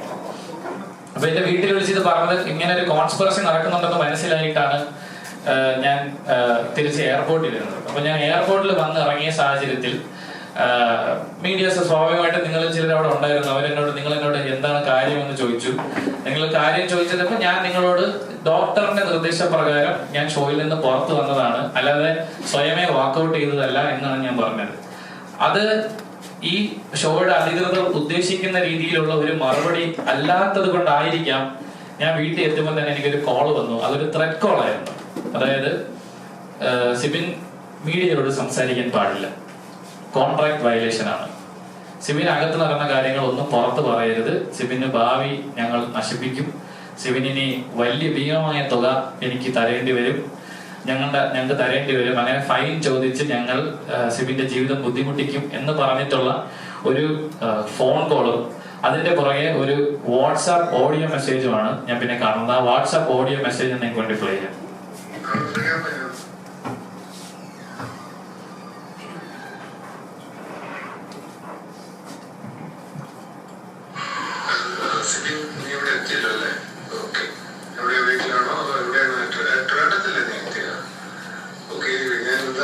മെസ്സേജ് അയക്കണമെന്ന് പറഞ്ഞാല് ഒരു കാരണവശാലും ഒരു ഇന്റർവ്യൂ ഒരു മീഡിയയുമായിട്ടും കൊടുക്കാൻ പാടില്ല. എയർപോർട്ടിൽ വന്നപ്പോൾ തന്നെ എന്തോ പറഞ്ഞെന്ന് ഞാൻ കേട്ടു. അത് തന്നെ ഒട്ടും അവിടെ വെച്ച് തന്നെ അവോയ്ഡ് ചെയ്യേണ്ടതായിരുന്നു. നാളെ ഒരു മീഡിയയോട് പോലും സംസാരിക്കാൻ പാടില്ല. വളരെ ക്ലാരിറ്റിയോടെ കോൺട്രാക്ട് ഉള്ളതാണ്. അതിന് ചെയ്തത് ബ്രീച്ച് ഓഫ് കോൺട്രാക്ട് ആണ്. അങ്ങനെ ഒരു സംഗതി ചെയ്ത് കഴിഞ്ഞാൽ പിന്നെ അത് അതിൻ്റെതായ രീതിയിലായിരിക്കും പിന്നെ കാര്യങ്ങൾ മുന്നോട്ട് പോകുന്നത്. സോ എന്നോട് പ്രത്യേകം പറയാൻ ഒന്നുകൂടെ, വളരെ സെൻസിറ്റീവ് ആണ്. ഒരു കാരണവശാലും ഒരു ഇന്റർവ്യൂ പാടില്ല കേട്ടോ. ഓക്കെ, ഫ്രീയാൻ തന്നെ ഒന്ന് വിളിക്കാം. Thank you, good night. ഇതാണ് ഓഡിയോ. ഇതുപോലെ അദ്ദേഹം ഇതുപോലെ പല കോളുകളും, അതായത് ഇപ്പൊ എന്റെ ഒരു വീഡിയോ ബൈറ്റ് പുറത്തു വരികയാണെങ്കിൽ ആ വീഡിയോ ബൈറ്റ് എനിക്ക് വാട്സാപ്പിൽ അയച്ചു തന്നിട്ട് അതിന്റെ പുറകെ ഒരു ഓഡിയോ സന്ദേശവും അതിന്റെ പുറകെ പുള്ളി എന്നെ ഒരുപാട് പ്രാവശ്യം വിളിക്കാറുണ്ടായിരുന്നു. അത് ഞാൻ നിങ്ങളെ കാണിക്കാം. അദ്ദേഹത്തിന്റെ പേര് തൽക്കാലം ഞാൻ പുറത്ത് പറയുന്നില്ല. കാര്യം ഇതിന്റെ FIR രജിസ്റ്റർ ആയി FIRന്റെ കോപ്പി ഞങ്ങളുടെ കൈ കിട്ടിക്കഴിഞ്ഞാൽ ഞങ്ങൾ നിങ്ങളോട് ഷെയർ ചെയ്തായിരിക്കും ഇമ്മീഡിയറ്റ്ലി. അതിന്റെ ആവശ്യമായിട്ട് ഞാൻ നാളെ ഇത് പോകുന്നുണ്ട് ചെന്നൈയിലേക്ക്. അത് കഴിയുമ്പോഴേക്ക് FIR കോപ്പി കിട്ടും. അത് ഉറപ്പായും മാധ്യമങ്ങളിലൂടെ നിങ്ങളുടെ ഡിജിറ്റൽ നിങ്ങളുടെ കയ്യിലേക്ക് ഞാൻ FIRന്റെ കോപ്പി ഷെയർ ചെയ്യാം. അപ്പൊ അതിൽ ഇദ്ദേഹത്തിന്റെ പേര് കൃത്യമായിട്ടുണ്ടായിരിക്കും. ഇത് ഞാനൊന്ന് കാണിക്കാം പുള്ളി എന്താണ് എനിക്ക് അയക്കുന്ന മെസ്സേജസ്. ഇവര് വാട്സാപ്പിലെ വിളിക്കാറുള്ളൂ കേട്ടോ. ഇവര് നോർമൽ കോൾ വിളിക്കാറില്ല. കാര്യം വാട്സാപ്പിൽ വിളിച്ചു കഴിഞ്ഞാൽ നമുക്ക് വോയിസ് കോൾ റെക്കോർഡ് ചെയ്യാൻ പറ്റില്ല. അതുകൊണ്ട് ഇവര് എന്നെ വിളിക്കുന്നത് നോർമൽ കോൾ വിളിക്കാറില്ല, വാട്സാപ്പിലാണ് വിളിക്കുന്നത്. ഞാനൊന്ന് കാണിക്കാം. ഇത് എന്റെ ഒരു ഇന്റർവ്യൂ ബൈറ്റ് വരികയാണെങ്കിൽ ഇന്റർവ്യൂ ബൈറ്റ് എനിക്ക് ഇങ്ങനെ എടുത്ത് അയക്കും. അതിന്റെ താഴെ ഒരു മെസ്സേജ് ഉണ്ടാവും. അത് കഴിഞ്ഞ് പിന്നെ ബാക്ക് ടു ബാക്ക് ഇദ്ദേഹം ഫോൺ ചെയ്യും. കഴിയുന്നത് കോൾസ് ഒക്കെ ഞാൻ ഇഗ്നോർ ചെയ്യാറുണ്ട്. എന്നാലും പുള്ളി ബാക്ക് ടു ബാക്ക് എന്നെ വീണ്ടും ഇതുപോലെ ഓരോ ഓഡിയോ മെസ്സേജ് അയച്ച് ത്രെറ്റനിങ് ഓഡിയോ മെസ്സേജസ് ആണ്. ഇത് ഞാൻ നിയമപരമായിട്ടുള്ള പ്രശ്നങ്ങളുള്ളതുകൊണ്ടാണ് ഇപ്പൊ പ്ലേ ചെയ്യാത്തത്. കാര്യം ത്രെറ്റൻ കേസും ഇതിന്റെ പുറകിലുള്ളത് കൊണ്ട് അതിന് വേണ്ടിയിട്ട് ഡിഫൻസ് സെറ്റ് ചെയ്തിരിക്കാനാണ് നമ്മൾ പ്ലേ ചെയ്തിരിക്കുന്നത്. ബാക്ക് ടു ബാക്ക് എന്റെ ഏത് മീഡിയ ഇപ്പൊ ഞാൻ ഇത് ലുലു മോളിൽ കൊടുത്ത ഒരു ചെറിയൊരു ബൈറ്റ് ആണ്. അത് വെച്ച് വരെ എന്നെ ത്രെറ്റൻ ചെയ്തിട്ടുണ്ട്. എന്തിനാണ് ഇങ്ങനെ സംസാരിക്കാൻ? നീ 100ാമത്തെ ദിവസം നീ എന്ത് പറയും? നീ എന്താണ് ചെയ്യാൻ പോണത്? നിനക്കൊരു ജീവിതമില്ലേ? അങ്ങനെ പറഞ്ഞ് പല രീതിയിലുള്ള ഇത്രയും ബാക്ക് ടു ബാക്ക് ഈ അടുത്ത ദിവസം ഞാൻ ടു ബി എക്സാക്ട് ഞാൻ ഈ മൂവി വേൾഡ് ഒരു ഇന്റർവ്യൂ കൊടുക്കുന്ന ദിവസം വരെയും ഇവരെന്നെ വിളിച്ചുകൊണ്ടിരുന്നത്. അതിനുശേഷമാണ് ഇവരെ വിളിക്കുന്നത്. അപ്പൊ ഇങ്ങനെ back to back threatening calls അത് എനിക്ക് മാത്രമല്ല എന്റെ ചുറ്റുമുള്ളവരെ വിളിക്കാറുണ്ട്. എന്റെ സുഹൃത്തുക്കളെ വിളിച്ച് പറയുന്നത് സിബിന്റെ ഒരു ജീവിതമില്ലേ, അവനോട് പറഞ്ഞ് മനസ്സിലാക്കണം, അവനെ ഞങ്ങൾ ബ്ലാക്ക് ലിസ്റ്റ് ചെയ്തിരിക്കുകയാണ്. പിന്നെ കൂട്ടുകാർക്കുള്ള ത്രെറ്റ് ഇതാണ്, അവരുമായി സഹകരിച്ചാൽ നിങ്ങളെയും ബ്ലാക്ക് ലിസ്റ്റ് ചെയ്യും, നിങ്ങളും ഇനി മീഡിയയിൽ വർക്ക് ചെയ്യില്ല, ഭീമമായ തുക അതിൽ നിന്ന് ഞങ്ങൾ നഷ്ടപരിഹാരം മേടിക്കും. അങ്ങനെയുള്ള ത്രെറ്റനിങ്ങും ഇതിന്റെ പിന്നിൽ ഉണ്ടായിട്ടുണ്ട്.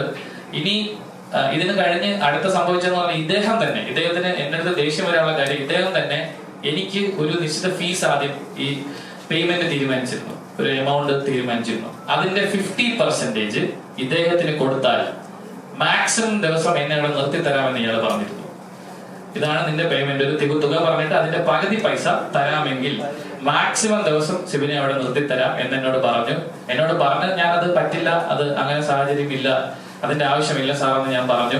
അങ്ങനെ പറഞ്ഞതിന്റെ പേരിൽ എന്റെ പേയ്മെന്റ് ഇവർ വളരെ ഏറ്റവും മിനിമം പേയ്മെന്റിലേക്ക് ഇവർ എത്തിച്ചു. പിന്നെ ആ സമയത്ത് ഞാൻ കയറുന്ന കാര്യങ്ങൾ കൺഫേം ആയതുകൊണ്ടും മറ്റു കാര്യങ്ങളുള്ളത് കൊണ്ടും ഞാൻ എന്തായാലും പർച്ചേസും കാര്യങ്ങളൊക്കെ കഴിഞ്ഞു, ഒരുപാട് തുക ഈ ഷോയ്ക്ക് വേണ്ടി ഇൻവെസ്റ്റ് ചെയ്ത് പോയി. അതുകൊണ്ട് ഞാൻ അതിനകത്തേക്ക് കയറി ഷോ കണ്ടിന്യൂ ചെയ്തതാണ്. അപ്പൊ ഇദ്ദേഹം ഇങ്ങനെ back to back threaten calls ഉണ്ട്. അതിൽ ഒരു കോള് റെക്കോർഡ് ചെയ്തിരിക്കുന്ന ഒരു കോളില് പുള്ളി കൃത്യമായി പറയുന്നുണ്ട്, നീ അവിടെ ചെയ്ത കാര്യങ്ങളൊക്കെ എഡിറ്റ് ചെയ്ത് ഞങ്ങളത് വീക്കെൻഡ് എപ്പിസോഡിൽ കാണിച്ച് ഒരു ഡോക്ടറിന്റെ സർട്ടിഫിക്കറ്റ് കൂടെ ഞങ്ങൾ പ്രൊഡ്യൂസ് ചെയ്യും. ഇതായിരുന്നു ത്രെറ്റ്. അപ്പൊ ഞാൻ മനസ്സിലാക്കേണ്ട, ഒരു വീഡിയോ കോളിൽ വന്ന് ഒരു ഡോക്ടറിനെ മനസ്സിലാക്കി എനിക്ക് സ്കീസോഫ്രീനിയാണെന്ന് പറയാൻ മാത്രമുള്ള സിമ്പിൾ ആയിട്ടുള്ള ഒരു അസുഖമാണോ ഇതെന്ന് തന്നെ ചിന്തിച്ചിട്ടുണ്ട്. ആ രീതിയിൽ വരെ ഇദ്ദേഹം എന്നെ ത്രെറ്റൻ കോൾ ചെയ്തിട്ടുണ്ട്. എന്നെ വീട്ടുകാരെ ഇദ്ദേഹം ഇവരാരും കൃത്യമായി ഇൻഫർമേഷൻ കൊടുത്തിട്ടില്ല. അങ്ങനെ ബാക്ക് ടു ബാക്ക് ത്രെറ്റ് വന്ന് അവസാനം നിവൃത്തിയില്ലാതെയാണ് ഞാൻ ഇതൊരു നിയമപരമായി നേരിടാം എന്ന് പറയുന്ന ഒരു കാര്യത്തിലേക്ക് എത്തിച്ചേർന്ന നിയമോപദേശം കൃത്യമായി ലഭിച്ചു. അതിന്റെ പേരിലാണ് ഞങ്ങൾ കേസ് കൊടുക്കാനായിട്ട് തമിഴ്നാട്ടിൽ പോയത്. ഞങ്ങൾ തമിഴ്നാട്ടിൽ ചെന്ന് ഇതിന്റെ കൺസേൺ സ്റ്റേഷനായ നസറത്പട്ട് സ്റ്റേഷൻ, അവിടെ ഞങ്ങൾ പരാതി കൊടുക്കാൻ ചെന്നപ്പോൾ തന്നെ ഞങ്ങൾ പരാതി ഇവർ സ്വീകരിച്ചില്ല. ആ SHO കൃത്യമായി ഇവരുടെ കൺട്രോളിലാണ് ആ സ്റ്റേഷൻ എന്ന് ഞങ്ങൾക്ക് മനസ്സിലായി. കാരണം ഞങ്ങൾ എത്തി, ഞങ്ങളുടെ ഇൻഫർമേഷൻസ് ഒക്കെ കളക്ട് ചെയ്ത് ഇത് ഏത് ഷോയാണ്, ഇത് ഏത് ചാനലാണെന്ന് ചോദിച്ചതിന് ശേഷം മാത്രമാണ് ഞങ്ങൾ SHO കാണാൻ വന്നത്. കാണാൻ വന്ന അദ്ദേഹം പറഞ്ഞത് പരാതി സ്വീകരിക്കില്ല, പരാതി എടുക്കില്ല.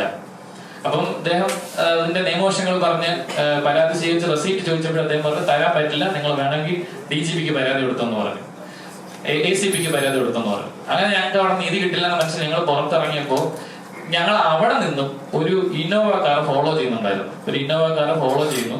അപ്പൊ ഫോളോ ചെയ്യുന്ന മനസ്സിലാക്കി തൊട്ടടുത്തുള്ള ഒരു കോടതിയിലേക്ക് ഞങ്ങൾ വണ്ടി കയറ്റി. അവിടുത്തെ മജിസ്ട്രേറ്റിനെ കാണാനായിരുന്നു ഞങ്ങളുടെ ഉദ്ദേശം. അവിടെ എത്തിയപ്പോൾ ആ വണ്ടിയിൽ നിന്ന് വന്ന 4 പേരുണ്ടായിരുന്നു. അതിൽ ഒരാളെ ഞാൻ ഐഡന്റിഫൈ ചെയ്തിട്ടുണ്ട്. അയാളുടെ പേര് ജീവ എന്നാണ്. ഈ ജീവ എന്ന് പറയുന്നത് എന്റെ മോൾ ഷൈന്റെ ഒരു സ്റ്റാഫാണ്. ഫോട്ടോ കാണിക്കുന്നില്ല, ഫോട്ടോ എന്റെ കയ്യിലുണ്ട്, അദ്ദേഹത്തിന്റെ ഡീറ്റെയിൽസും ഫോൺ നമ്പറും ഒക്കെ എന്റെ കയ്യിലുണ്ട്. ജീവയാണ് എന്നാണ് അയാളുടെ പേര്. അയാൾ എന്റെ മോളുടെ സ്റ്റാഫാണ്. അയാളെ ഞാൻ നേരിട്ട് അങ്ങോട്ട് പോയി ഞാൻ സംസാരിച്ചു, എന്താണ് ഇവിടെ എന്ന് ചോദിച്ചപ്പോൾ പുള്ളി വേറൊരു കള്ളം പറഞ്ഞു. അത് കള്ളമാണെന്ന് എനിക്ക് മനസ്സിലായി. കാര്യം ആ സമയത്ത് ആ കോടതിയിൽ അങ്ങനെ ഒരു കാര്യം ചെയ്യാൻ പറ്റില്ല. അപ്പോ അതിനുശേഷം അവിടെ ഉണ്ടായിരുന്ന ഒരു അഡ്വക്കേറ്റ് ഞങ്ങളെ ഒന്ന് കണ്ടിട്ട് നിങ്ങൾക്ക് ലോക്കൽ ത്രെറ്റ് ഉണ്ട്, ഇവിടെ നിൽക്കണ്ട, നിങ്ങൾ ഇവിടുന്ന് പോകുന്നതാണ് നല്ലതെന്ന് പറഞ്ഞു. ഞങ്ങൾ അന്നേ ദിവസം അവിടെ നിന്ന് പോയി. അടുത്ത ദിവസമാണ് ഞങ്ങൾ DGPക്ക് പരാതി കൊടുത്തത്.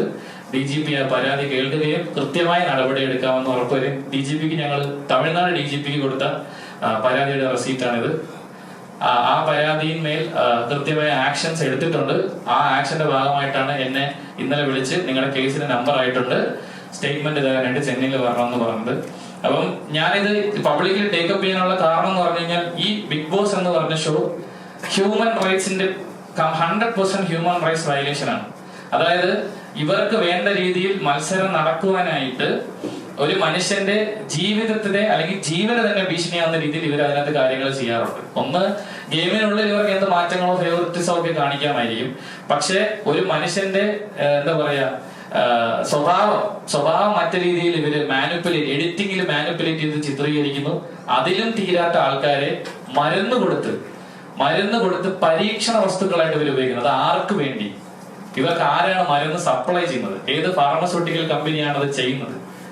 ആർക്ക് വേണ്ടിയിട്ടാണ് ഇവർ ഇത്തരത്തിലുള്ള ഒരു പരീക്ഷണങ്ങൾ നടത്തുന്നത്? അങ്ങനെ ഇപ്പം നമ്മൾ മൃഗങ്ങൾക്ക് മരുന്നെടുത്ത് പരീക്ഷിച്ചിട്ട് ആ മൃഗങ്ങൾ എന്ത് ചെയ്യുന്നു, ഏത് രീതിയിൽ പെരുമാറുന്നെന്ന് ഒബ്സർവ് ചെയ്യാനുള്ള ഒരു കൃത്യമായ ഒരു ഇതിലാണല്ലോ മരുന്നിന്റെ ടെസ്റ്റും കാര്യങ്ങളൊക്കെ നടക്കുന്നത്. അങ്ങനെ ഒരുപാട് ചോദ്യങ്ങൾ ഇതിന്റെ പുറകിലുണ്ട്.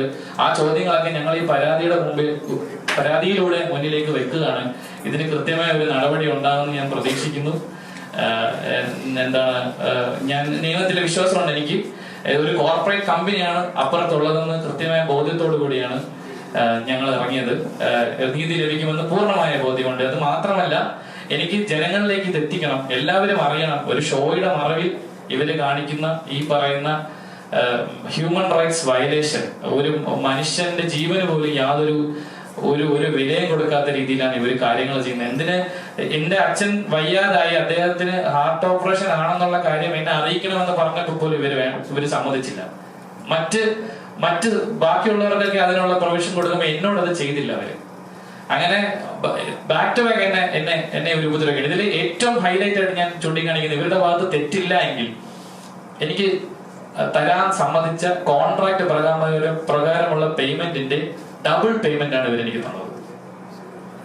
ഇറങ്ങിയതിന് ശേഷം ഞാൻ ഈ പ്രശ്നം ഇവരെ മുമ്പിൽ പ്രസന്റ് ചെയ്തപ്പോൾ എനിക്ക് ആദ്യം തന്ന പേയ്മെന്റിന്റെ അന്നേ ദിവസം തന്നെ എനിക്ക് രണ്ടാമത് അതേ എമൗണ്ട് വീണ്ടും എന്റെ അക്കൗണ്ടിൽ ട്രാൻസ്ഫർ ചെയ്തിട്ട് എന്നോട് പറഞ്ഞു ഇന്റർവ്യൂസ് കൊടുക്കരുത്. കാര്യം ഞാൻ പറഞ്ഞു ഇന്റർവ്യൂസ് കൊടുത്ത് എനിക്ക് റവന്യൂ കിട്ടും, എന്റെ അച്ഛന്റെ സർജറിക്ക് അതെനിക്ക് ഉപകാരപ്പെടുന്നു പറഞ്ഞതിന്റെ പേരിൽ ഇവരെന്നെ രണ്ടാമതും പേയ്മെന്റ് 2 പ്രാവശ്യമായിട്ട് പേയ്മെന്റ് തന്നു. ഇനി സിബിൻ പുറത്തേക്ക് സംസാരിക്കരുതെന്ന് പറഞ്ഞു. അപ്പൊ ഇതാണ് എനിക്ക് നിങ്ങളോടൊക്കെ പറയാനുള്ളത്. 100% ഹ്യൂമൻ റൈറ്റ്സ് വയലേറ്റഡ് ആയിട്ടാണ് ഈ ഷോ അവർ നടത്തുന്നത്. മാനസിക പരിഗണന പോയിട്ട് മനുഷ്യത്വം പോലും ഇല്ലാത്ത രീതിയിലാണ് അവിടെയുള്ള മത്സരാർത്ഥികളോട് ഇവർ പെരുമാറുന്നത്. ഇത് ഒരുപാട് പേര് ഈ അനുഭവം പങ്കുവച്ചിട്ടുണ്ട് പലപ്പോഴും ഇതിനു മുന്നേ. പക്ഷെ അതൊന്നും ആരും ടേക്കപ്പ് ചെയ്തില്ല. വീണ്ടും ഒരു കാര്യം വിട്ടുവരുന്നത്, ഈ നസറത്പട്ട് സ്റ്റേഷനിൽ തന്നെ ഇതേ ഷോയ്ക്കെതിരെ 3 FIR വേറെ വീണിട്ടുണ്ട്. ഇതുപോലെ പല ബിഗ് ബോസിലെ പല പല സീസണിലായിട്ടുള്ള പല മത്സരാർത്ഥികളും കൊടുത്തിട്ടുള്ള പരാതിയും 3 FIR ഓൾറെഡി ഉണ്ട്. അത് അവര് കാശ് കൊടുത്ത് ഒതുക്കി എന്നാണ് ഞങ്ങൾക്ക് മനസ്സിലാക്കാൻ സാധിച്ചത്. ഇതേ ഡ്രഗ് യൂസ് തന്നെയാണ്. ഈ ഡ്രഗ് കൊടുത്തതിന്റെ പേരിൽ ആത്മഹത്യാ ശ്രമം ഹൗസിനുള്ളിൽ നടത്തി. അതിൽ ഒരു കുട്ടിയുടെ വീഡിയോ നിങ്ങൾക്ക് യൂട്യൂബിൽ സെർച്ച് ചെയ്താൽ കിട്ടും. പേര് ഞാൻ പറയുന്നില്ല. തമിഴ് സീസണിലാണ്. ആ കുട്ടി കൈ മുറിച്ച് അതിനകത്ത് വെച്ച് ആത്മഹത്യാ ശ്രമം നടത്തി. അത് മരുന്ന് കൊടുത്തതിന്റെ പേരിലാണെന്നും സൈക്കാട്രിക് ഡ്രഗ് കൊടുത്തതിന്റെ പേരിലാണെന്ന് ആ കുട്ടി മൊഴി കൊടുത്ത് അതിന്റെ പേരിൽ ഒരു FIR ഈ നസറത്ത് സ്റ്റേഷനിൽ തന്നെയുണ്ട്. സോ ഇതൊരു ഹ്യൂജ് ക്രൈമാണെന്ന് മനസ്സിലാക്കിയിട്ടാണ് ഇത് നാട്ടുകാരെ അറിയിക്കാൻ വേണ്ടിയിട്ടാണ് ഈ ഒരു പ്രസ് മീറ്റ് വിളിച്ചത്. എന്തെങ്കിലും ചോദിക്കണമെങ്കിൽ ചോദിക്കാം. സിബിനോട് മാത്രം അങ്ങനെ ഒരു വിരോധം വരാനുള്ള കാരണം എന്താണ്? അത് തന്നെ ഞാൻ തുടക്കം ഞാൻ പറഞ്ഞല്ലോ. ഈ ആദ്യത്തെ പ്രശ്നം എന്ന് പറഞ്ഞാൽ ഇദ്ദേഹത്തിന് ഈ പേയ്മെന്റിന്റെ ഷെയർ ചോദിച്ചു. അത് ഞാൻ കംപ്ലൈന്റ് ചെയ്യുന്ന പുള്ളിക്ക് പേടിയുണ്ട്. ബേസിക്കലി ആദ്യത്തെ പേടി അതാണ്. 2, ഈ ഷോയ്ക്കകത്ത് ഒരു പ്രത്യേക ഒരു പരിഗണന അല്ലെങ്കിൽ ഒരു ഫേവറിറ്റിസം നടക്കുന്നു ഞാൻ മനസ്സിലാക്കി ഞാനത് ഐഡന്റിഫൈ ചെയ്ത ആളാണ്. 3, ഈ മരുന്ന് എന്തിന് നിങ്ങൾ കൊടുക്കുന്നു എന്നുള്ള ചോദ്യം ഞാൻ ചോദിച്ചോടെ. വേറെ ആരും ചോദിച്ചായിട്ട് എനിക്ക് അറിയില്ല. വേറെ കണ്ടസ്റ്റൻസിന് ഇവർ മരുന്ന് കൊടുക്കുന്നുണ്ട്. അത് പുറത്ത് വന്ന ഒരു മത്സരാർത്ഥി ക്യാമറയിൽ അഡ്മിറ്റ് ചെയ്തിട്ടുണ്ട്. എനിക്ക് 13 തവണ മരുന്ന് തന്നെന്ന് പറഞ്ഞു. അപ്പൊ ഞാൻ മാത്രമാണ് ഇത് പ്രിസ്ക്രിപ്ഷൻ ചോദിച്ചത്. എന്തിനാണ് ഈ മരുന്ന് നിങ്ങൾ തരുന്നത്, എന്തിനുള്ള മരുന്നാണെന്ന ചോദ്യം ഞാനാണ് ഉന്നയിച്ചത്. അതിന്റെ പേരിലായിരിക്കാം.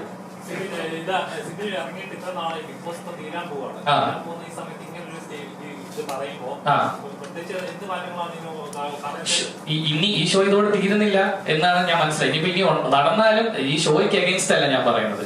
ഈ ഷോയിൽ നടക്കുന്ന ഇല്ലീഗാലിറ്റീസ് ആണ് ഞാൻ ഹൈലൈറ്റ് ചെയ്യുന്നത്. ഇത് കാരണം എത്രയോ ജീവനുകൾ ഞാൻ പറയാം, എത്രയോ ആൾക്കാരുടെ ലൈഫാണ് ഇത് കാരണം നഷ്ടപ്പെട്ടുള്ളത്. നിങ്ങളൊരു ഹിസ്റ്ററി എടുത്ത് നോക്കിയാൽ നിങ്ങൾക്ക് അറിയാൻ പറ്റും പുറകിലേക്ക്. സിബിനെ ഷോയിലേക്ക് പിന്നെ തിരിച്ചു വിളിച്ചിരുന്നോ? ഇല്ല, വിളിച്ചിരുന്നില്ല. എന്നെ ഷോയിലേക്ക് തിരിച്ചു വിളിച്ചില്ല. ഞാൻ വന്നതിന് ശേഷം എന്നെ ഒരു പ്രാവശ്യം എനിക്ക് ഫോൺ കോൾ വന്നിരുന്നു. അത് ഈ പറഞ്ഞ വീക്കെൻഡ് എപ്പിസോഡിൽ വന്ന് ഈ പറയുന്ന ഒരു നോർമൽ സെന്റ് ഓഫ് തരാം. അത് ഞാൻ മനസ്സിലാക്കിയത് ഞാൻ പുറത്തായതിനു ശേഷം എന്നെ പുറത്താക്കിയത് അനധികൃതമായാണെന്നുള്ള ഒരു ജനരോഷം ഉണ്ടായപ്പോ ഈ പറഞ്ഞ കാരണം കാണിക്കൽ അവിടെ എന്നെ വിളിച്ചു വരുത്തിയിട്ട് ഈ പറഞ്ഞ നേരത്തെ അദ്ദേഹം പറഞ്ഞ അതേ കാര്യങ്ങൾ ഏതാണ് എന്റെ ഫുട്ടേജസും ഡോക്ടറിന്റെ സർട്ടിഫിക്കറ്റ് ഉൾപ്പെടെ കാണിക്കാനാണ് എന്ന് ഞാൻ മനസ്സിലാക്കിയതുകൊണ്ട് ഞാൻ പോയില്ല. ഞാൻ ഇതിന്റെ നിയമവശങ്ങൾ എന്റെ അഡ്വക്കേറ്റ് ഒന്ന് നിയമപരമായിട്ടുള്ള കാര്യങ്ങൾ സംസാരിക്കും, എന്നിട്ട് ചോദ്യങ്ങൾ എടുക്കാം.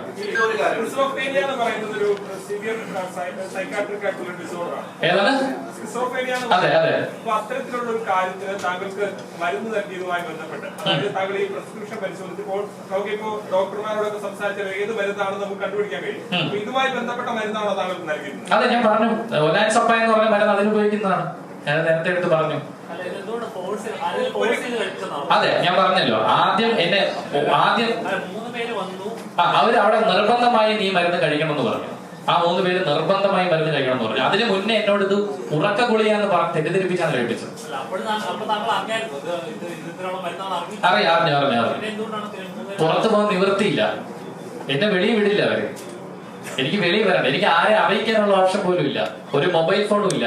അവിടെ ആ ജനൽ തുറന്നു കഴിഞ്ഞാൽ ഒരു വലിയ ഇല്ല. ഞാൻ ഹൗസിനുള്ളിൽ വന്നിട്ട് ഞാൻ ഉറങ്ങിയെന്ന് പറഞ്ഞിട്ടില്ല. എന്നെ ഇവര് പുറത്ത് ഹോട്ടൽ മുറിയിൽ എത്തിച്ചതിന് ശേഷം എന്നെ തിരിച്ച് വീട്ടിൽ കൊണ്ടുവന്നിട്ടില്ല. ഇല്ല. അവിടെ നേരെ പുറത്ത് എന്നെ ജസ്റ്റ് കൺഫെഷൻ റൂമിൽ നിന്ന് ജസ്റ്റ് പുറത്തേക്ക് ഇറക്കി. ആ പുറത്തിറക്കിയ സമയത്ത് ഞാൻ പറഞ്ഞ 3 അധികൃതർ വരുന്നു, പുറത്ത് പോകരുത്, ഈ ഗെയിം ഇങ്ങനെയാണ് എന്ന് പറഞ്ഞ് കമ്പൽസറി ആയിട്ട് എന്നെ തിരിച്ച് പുഷ് ചെയ്തെടുത്ത് കയറ്റിയതാണ്. ഡോക്ടർ കൊടുത്ത നിർദ്ദേശം വരെ ഖണ്ഡിച്ചുകൊണ്ട് എന്നെ ഇവരകത്തേക്ക് കയറ്റിയതാണ്. പാലിക്കാതെ തിരിച്ച് പുഷ് ചെയ്തതിനകത്തേക്ക് നിർബന്ധമായി കയറ്റിയത്. ആവാം. അതിന്റെ പിന്നിലെ വികാരം എന്താണെന്ന് എനിക്കറിയാം.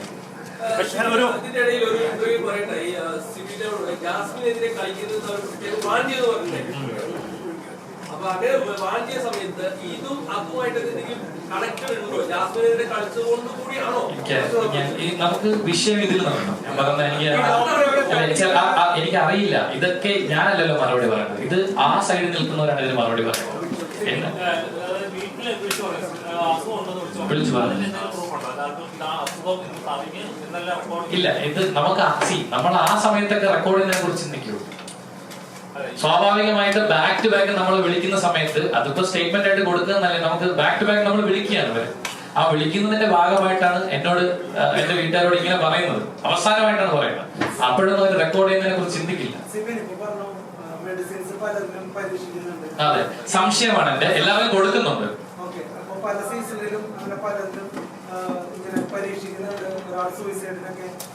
അതെ അതെ, തമിഴ് സീസണിലുണ്ട്. അതെ, ഉണ്ടാവാം, അന്വേഷണത്തിൽ തെളിയട്ടെ, ഉണ്ടാവാം. ഈ ഡോക്ടറില്ലേ എവിടെ പ്രാക്ടീസ് ചെയ്യുന്ന അറിയില്ല, ഞാൻ പറഞ്ഞല്ലോ, ഞാൻ പ്രിസ്ക്രിപ്ഷൻ ചോദിച്ചിട്ട് ഈ നിമിഷം വരെ എനിക്ക് ഇത് തന്നിട്ടില്ല. നിങ്ങളെ പകുതി പ്രതിഫലം ആവശ്യപ്പെട്ട ആൾക്കാർ ഏഷ്യാനെറ്റിലോ എൻഡോമോൾഷനിലോ കംപ്ലൈന്റ് അറിയിച്ചിരുന്നു, ഒരു നടപടി ഉണ്ടായില്ല. അറിയിച്ചിരുന്നു, ഇല്ല.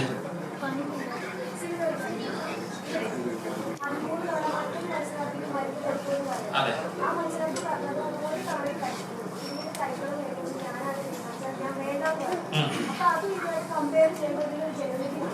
എന്ത് ജെന്യൂനിറ്റിയാണ്? അല്ല, ഞാൻ പരാതി ഉന്നയിച്ച കാര്യം തന്നെയാണ്. എന്നെ നിർബന്ധിച്ചാണ് കഴിപ്പിച്ചത്. എന്നത് പറഞ്ഞു, എന്നെ നിർബന്ധിച്ചാണ്. കഴിച്ചാൽ മാത്രമേ അകത്തേക്ക് പോകാൻ സാധിക്കുള്ളൂ. പക്ഷെ എവിഡന്റ് ആയിട്ട് ഷോയിൽ തന്നെ പ്രേക്ഷകർ കാണുമ്പോൾ എനിക്ക് പുറത്തു പോകണം എന്ന് റിപ്പീറ്റ്ലി പറയുന്ന ഒരാള് പുറത്താക്കുന്നതായിട്ടാണ് പ്രേക്ഷകർക്ക് കാണുന്നത്. പക്ഷെ പ്രേക്ഷകർക്ക് തോന്നുമ്പോൾ അതിനകത്തൊരു ഡൗട്ടും കാര്യങ്ങളും ഇല്ല. അപ്പം അതിനോട് എങ്ങനെയാണ്, എന്താണ് പ്രേക്ഷകരോട് പറയാം? ഈ മത്സരത്തിൽ ഒരു 4 രീതിയിലാണ്, 4 സ്റ്റെപ്സിലാണ് ഇവരുടെ കാര്യങ്ങൾ നടപ്പിലാക്കുന്നത്. ഒന്ന്, ഇത് മത്സരത്തിന്റെ കാര്യമാണ് കേട്ടോ. അതായത് ഈ മത്സരത്തിൽ ഇവർക്ക് വേണ്ട രീതിയിലാണ് ഇവർ കാര്യങ്ങൾ കൊണ്ടുപോകുന്നത്.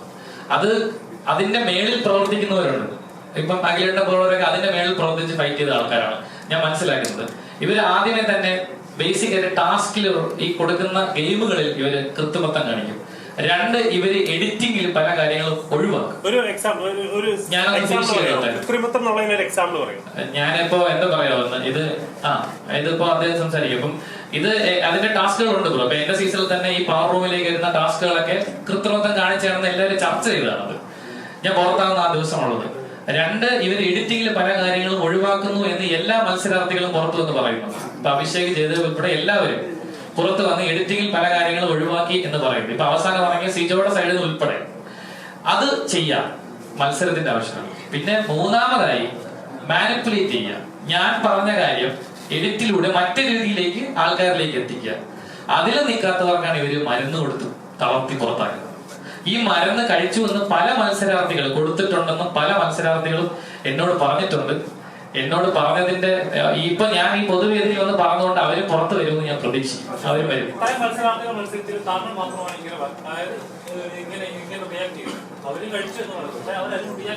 ഇനിയും വരുമെന്ന് ഞാൻ പ്രതീക്ഷിക്കുന്നു. ഇപ്പൊ നമ്മൾ നിയമപരം കാര്യം എല്ലാവരും ഇവര് അടച്ചുപൂട്ടിയിടുന്നത് ബ്രോ, ഈ നിയമപരമായിട്ട് കോൺട്രാക്ട് എന്ന് പറഞ്ഞാൽ എല്ലാവരും ഇവര് പീഡിപ്പിക്കുന്നത്. കോൺട്രാക്ട്, അതെ, എനിക്ക് അറിയില്ല. ഉറക്ക ഗുളിക എന്ന് പറഞ്ഞിട്ടുണ്ടോ? അത് സ്കീസോഫ്രീനിയുടെ മരുന്ന്. ഇതെല്ലാം കാണാൻ ഒരുപോലെ തന്നെ ഇരിക്കും ബ്രോ. ഇവര് മരുന്ന് തരുന്നെന്ന് പറഞ്ഞ ഒരു ചെറിയ പീസായിട്ടാണ് തരുന്നത്. അത് എന്താണെന്ന് നമുക്ക് വായിക്കാൻ പറ്റില്ല. പക്ഷെ എന്റെ ഭാഗ്യത്തിന് ഒരു അവസാന ദിവസം തന്ന മരുന്ന് ഇങ്ങനെയായിരുന്നു. ഇതിൽ കൃത്യമായിട്ട് ആ മരുന്നിന്റെ പേര് വായിക്കാൻ പറ്റും. ഓലാൻ സപ്പായം എന്ന് വായിക്കാൻ പറ്റും. ഇത് എന്റെ ഭാഗ്യം കൊണ്ട് കിട്ടിയതാണ്. ഇതിനകത്ത് കൃത്യമായി ആ മരുന്നിന്റെ മറ്റു ഡീറ്റെയിൽസുകൾ ഇതിനകത്ത് തന്നെ ഉണ്ട്.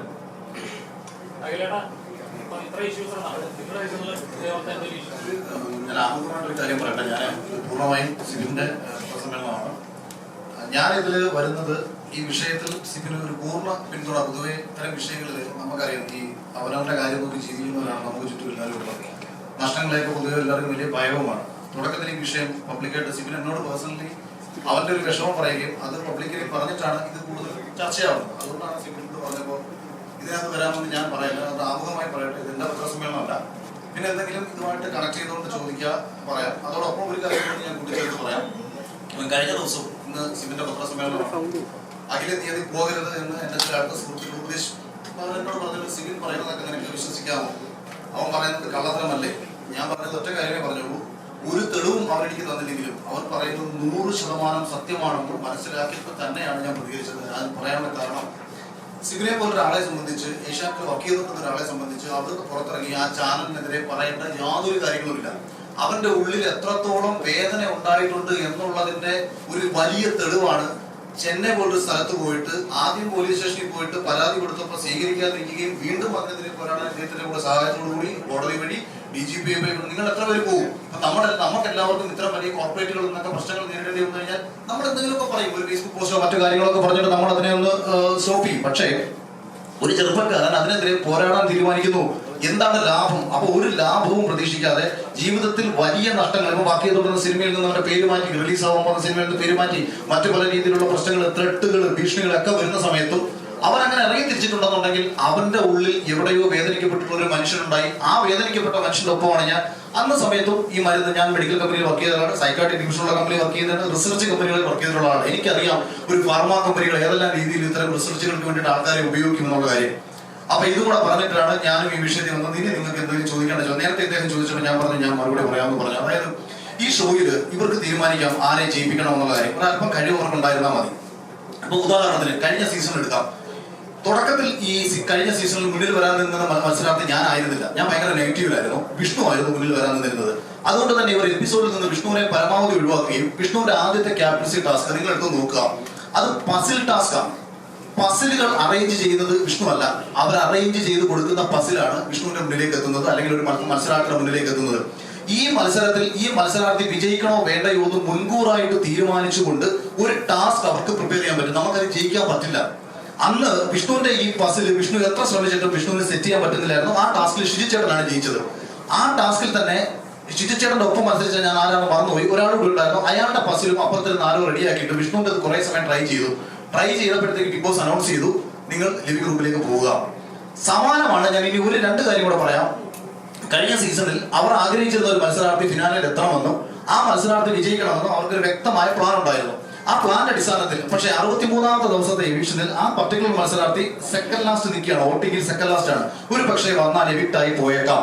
അപ്പൊ ആ മത്സരാർത്ഥി ഇവർക്ക് സർവൈവ് ചെയ്യണമെങ്കിൽ ആ മത്സരാർത്ഥിക്ക് ജയിക്കാൻ കഴിയുന്ന ടാസ്കുകൾ കൊടുക്കുകയും മുന്നിൽ നിൽക്കുന്ന ആൾക്കാരെ പിന്നിലേക്ക് കൊണ്ടുവരികയും വേണം.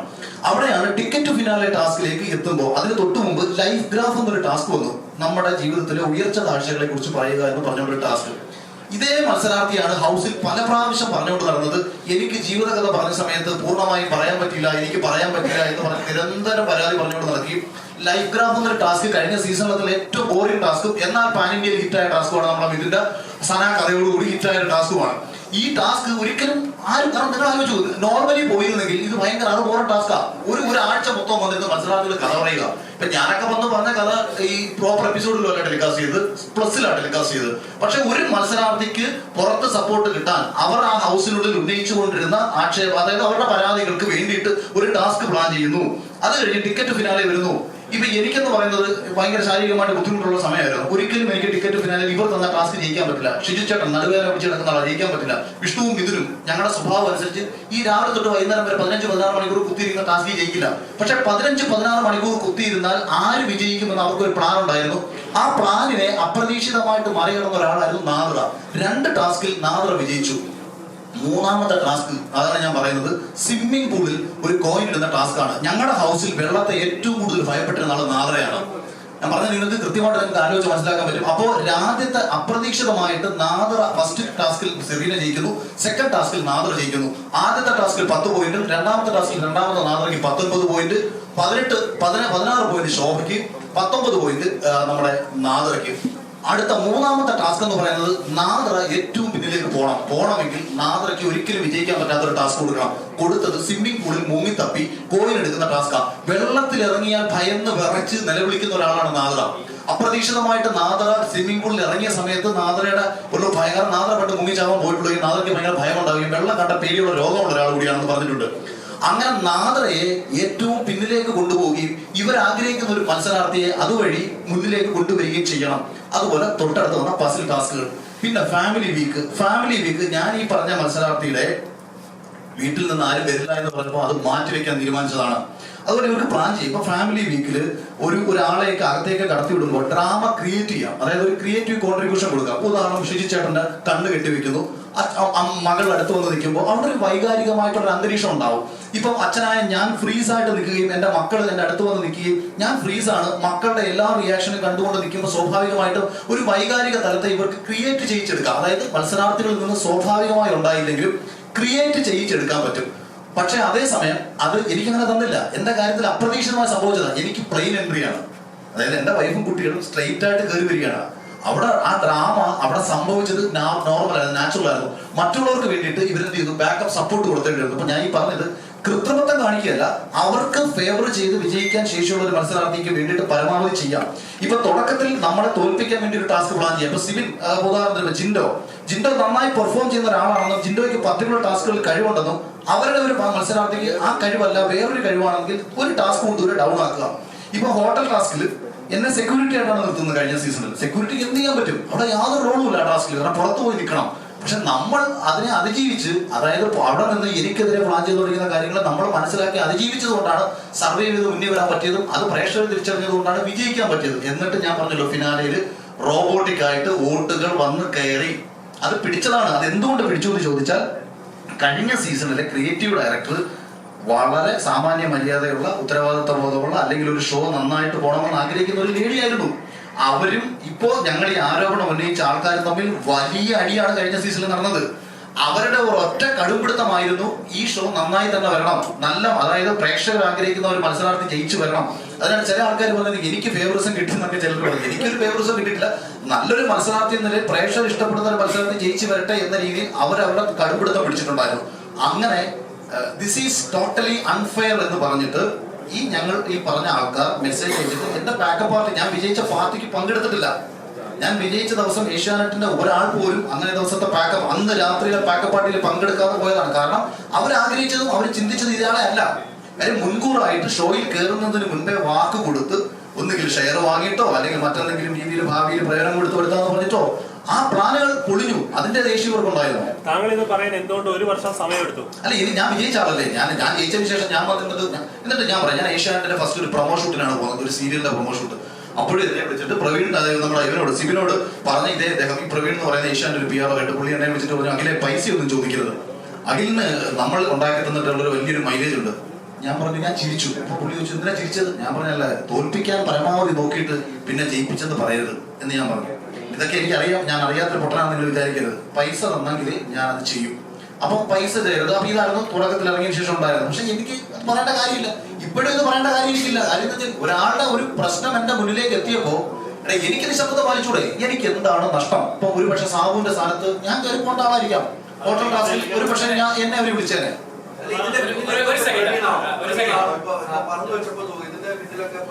എന്നോട് അന്ന് പറഞ്ഞ ആള് പ്രവീണാണ്. പ്രവീണ് ചിലപ്പോൾ ഇതിനായിട്ട് ബന്ധപ്പെട്ടിട്ടുണ്ടായിരിക്കും. അതുപോലെ ചാനലിലുള്ള മറ്റുള്ള ആൾക്കാരും ഉണ്ടായിരിക്കും. ഒരുപാട് ഒന്നിലധികം ആൾക്കാർ നിയന്ത്രിക്കുന്ന ഷോ അല്ലേ ഇത്, അന്ന് പറഞ്ഞല്ലോ. അതിന് എനിക്ക് എന്നോട് അന്ന് സംസാരിച്ച ആള് പ്രവീൺ എന്ന് പറയുന്ന ഏഷ്യാനെറ്റിന്റെ PR ഉണ്ടായിരുന്നു. അന്ന് എന്നോട് സംസാരിച്ച ആള് അന്ന് ഞാൻ പറഞ്ഞത്, ഈ പ്രോഗ്രാം കഴിഞ്ഞിട്ട് പൈസ മേടിക്കണ്ട എന്ന് പറഞ്ഞിട്ട് എന്റെ അടുത്ത് ഷെയർ ചോദിച്ചു. ഷെയർ ചോദിച്ചു കഴിഞ്ഞാൽ പിന്നെ എനിക്ക് കൊടുക്കാനൊന്നുമില്ല, പിന്നെ അണ്ടർ കൊടുക്കാനേ ചോദിക്കട്ടെ. പുള്ളി എന്തെങ്കിലും കിട്ടിയ ചോദിക്കൂ. താങ്കൾ പറഞ്ഞ പ്രവീണിന്റെ കാര്യം ഈ താങ്കൾ മാത്രമാണോ? ഇതിന്റെയൊക്കെ പിന്നിൽ പ്രവീണാണ് താങ്കൾ വിശ്വസിക്കുന്നത്? ഈ സിബിന്റെ കേസിലൊക്കെ പ്രവീണാണ് താങ്കൾ വിശ്വസിക്കുന്നത്? അല്ല, അദ്ദേഹവും ഉണ്ടാവും.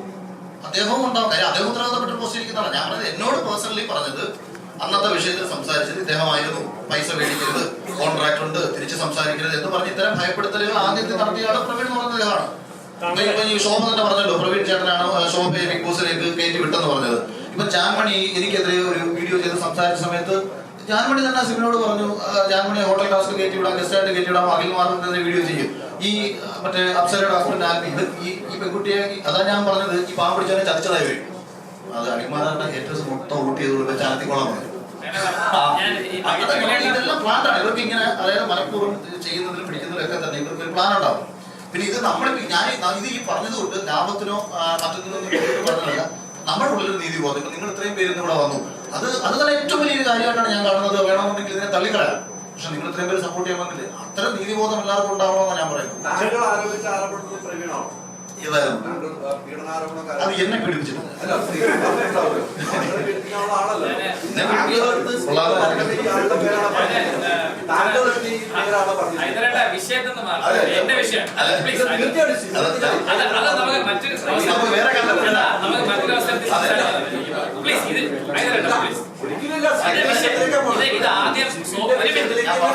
ഇത് ആദ്യം സോഷ്യൽ മീഡിയയിൽ ഇതുപോലെ വന്ന് വിഷയം മാറിപ്പോയതാണ്.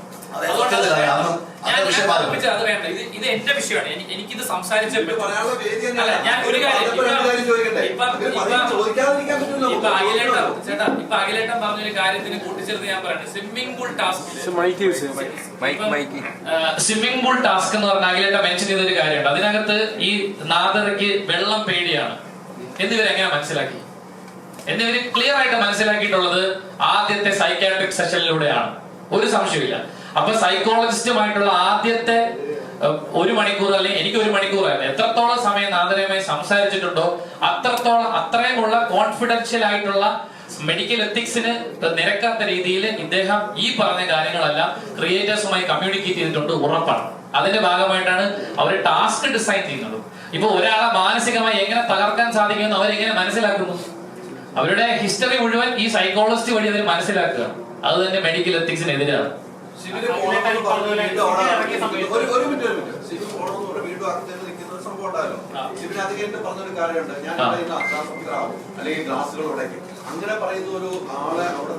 അങ്ങനെ ഞാൻ പറഞ്ഞിട്ടില്ല.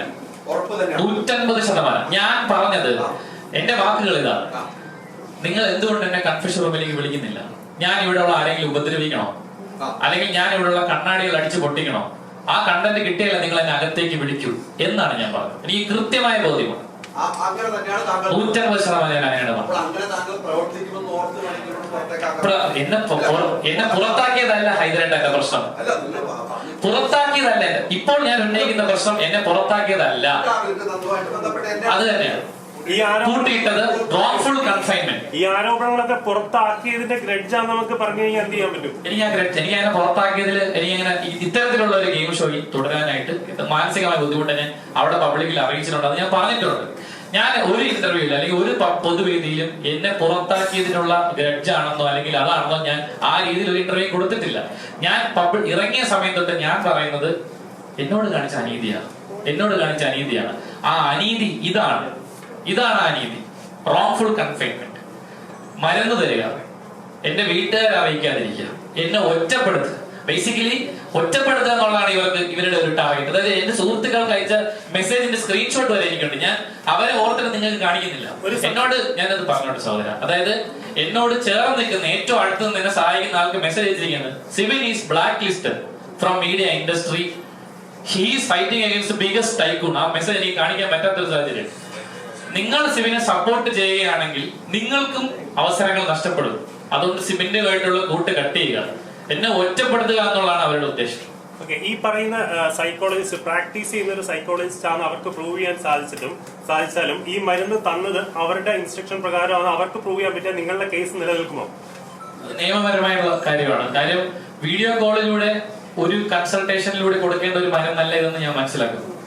സ്കീസോഫ്രീനിയ എന്ന് പറഞ്ഞ അസുഖം 6 മാസം റോഷാക് ടെസ്റ്റ് അല്ലെങ്കിൽ ink test, blue ink test, അങ്ങനെ ഒരു ടെസ്റ്റിന്റെ പേരാണ്. അങ്ങനെ കുറച്ചധികം ടെസ്റ്റുകൾ നടത്തിയാൽ മാത്രമേ ഈ അസുഖം നിർണ്ണയിക്കാൻ പറ്റുള്ളൂ. അങ്ങനെ ഒന്നും ചെയ്തിട്ടില്ല. അപ്പൊ ഇതൊരു മെഡിക്കൽ ക്രൈം ആയിട്ട് തീർച്ചയായും അത് തന്നെയാണ് ഞങ്ങൾ പരാതിയിൽ ഉന്നയിച്ചിരിക്കുന്നത്. ഇറങ്ങിയ സമയത്ത് മത്സരിച്ച വിജയിക്കുന്ന ഒരു കണ്ടസ്റ്റ് ആയിരുന്നു. എന്നിട്ടും ഇങ്ങനെ അങ്ങനെ വീഡിയോ ഉണ്ടായിരുന്നു. സാബുവിനെ അത് കണ്ടിട്ട് ഇതേപോലെ പറഞ്ഞു. പക്ഷെ പിന്നീടുള്ള ഒരു എപ്പിസോഡിൽ ആ പുള്ളിക്കാരനെ ഗസ്റ്റായിട്ട് വിളിച്ചു കഴിഞ്ഞാൽ തട്ടുകട അതിനെ വിളിച്ചിരുന്നു. വേണമെന്ന് വെച്ചാൽ തങ്ങളെ അതിനകത്ത് കയറ്റാറുണ്ടല്ലോ. അങ്ങനെ എന്തെങ്കിലും ഓഫറുകളോ ഇനി ഇങ്ങനെ സപ്പോർട്ട് ചെയ്യാൻ അങ്ങനത്തെ ഓഫറുകൾ വന്നായിരുന്നോ? നാണം കെട്ടും പണം നേടുകയും നാണക്കേടാ പണം മാറ്റിടുക ദിവസം മഹാചര്യം എനിക്ക് കിട്ടണ പണം. അപ്പൊ അങ്ങനെയുള്ള ആൾക്കാർക്ക് നിലപാടുകൾ ചേഞ്ച് വരുത്താം. എന്നോട് സംസാരിച്ചതും സിബിനോട് സംസാരിച്ചതും എന്താണെന്ന് ഞങ്ങൾക്ക് രണ്ടുപേരും അറിയാം അല്ലേ? അപ്പൊ അതിൽ നിന്ന് മാറി അവസരങ്ങൾ കിട്ടുമ്പോൾ പോകുന്ന ഒരാളുടെ അഭിപ്രായത്തോടൊന്നും എനിക്ക് അവിടെ യോജിപ്പൊന്നുമില്ല. പിന്നെ സിബിന്റെ വിഷയത്തിൽ ഞാൻ ആദ്യമേ പറഞ്ഞു, സിബിൻ ജയിക്കേണ്ട മത്സരത്തിൽ ഞാനല്ലല്ലോ പ്രേക്ഷകരാ പറഞ്ഞത്. എനിക്കൊന്ന് വൈൽഡ് കാർഡായിട്ട് കയറിപ്പോയതിനു ശേഷം ബിഗ് ബോസിന്റെ ഹിസ്റ്ററി തന്നെ ഏറ്റവും കൂടുതൽ വോട്ട് തന്നെ മുന്നിൽ വന്നൊരു മത്സരമാണ്. അയാള് വിജയിക്കുമെന്നുള്ളത് പ്രേക്ഷകർ തീരുമാനിച്ചതാണ്. ആ ഘട്ടത്തിൽ അയാളെ പുറത്താക്കാൻ തീരുമാനിക്കുന്നു. പുറത്താക്കി കൊടുത്തേ ഒരു പ്രശ്നമുള്ള കാര്യമില്ല. ഒരു മത്സരാർത്ഥി അവർക്ക് ഷോയിൽ നിന്ന് പുറത്താക്കാം. പക്ഷെ അതൊരുവന്റെ ജീവിതം നശിപ്പിച്ചുകൊണ്ടാകും.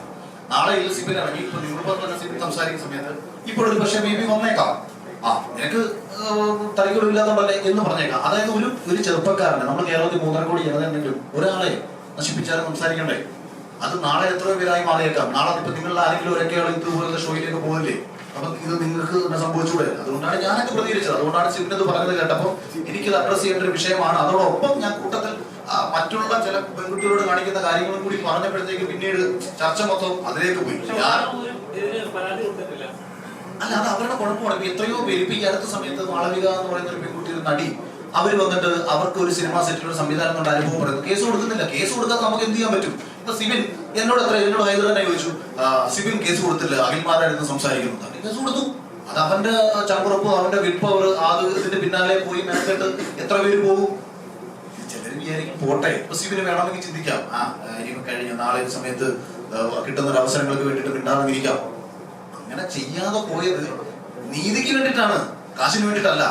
അത് മനസ്സിലാക്കണം. അതുകൊണ്ടാണ് ഞാനും ഓടിപ്പടച്ചു വന്നത്. ഞാൻ ഇത്രയും ഈ ബ്ലോക്കിന്റെ ഇടയിൽ കോട്ടയത്ത് പോയപ്പോൾ ഞാൻ ഇത്രയും വന്നതും ഞാൻ രാവിലെ എന്നോട് പറഞ്ഞു, എടാ ചിലപ്പോൾ വരാൻ പറ്റില്ല, പക്ഷെ എന്നാലും എന്റെ ഉള്ളിൽ കുറെ പേര് എന്നെ വിളിച്ച് പറഞ്ഞല്ലോ, അസിബ് ഇന്നത്തെ പരിപാടിക്ക് നീ പങ്കെടുക്കരുത് എന്ന് പറഞ്ഞപ്പോ എനിക്ക് പങ്കെടുത്തേ പറ്റും. ഇത് തീരുമാനിച്ചിട്ടാണ് ഞാൻ.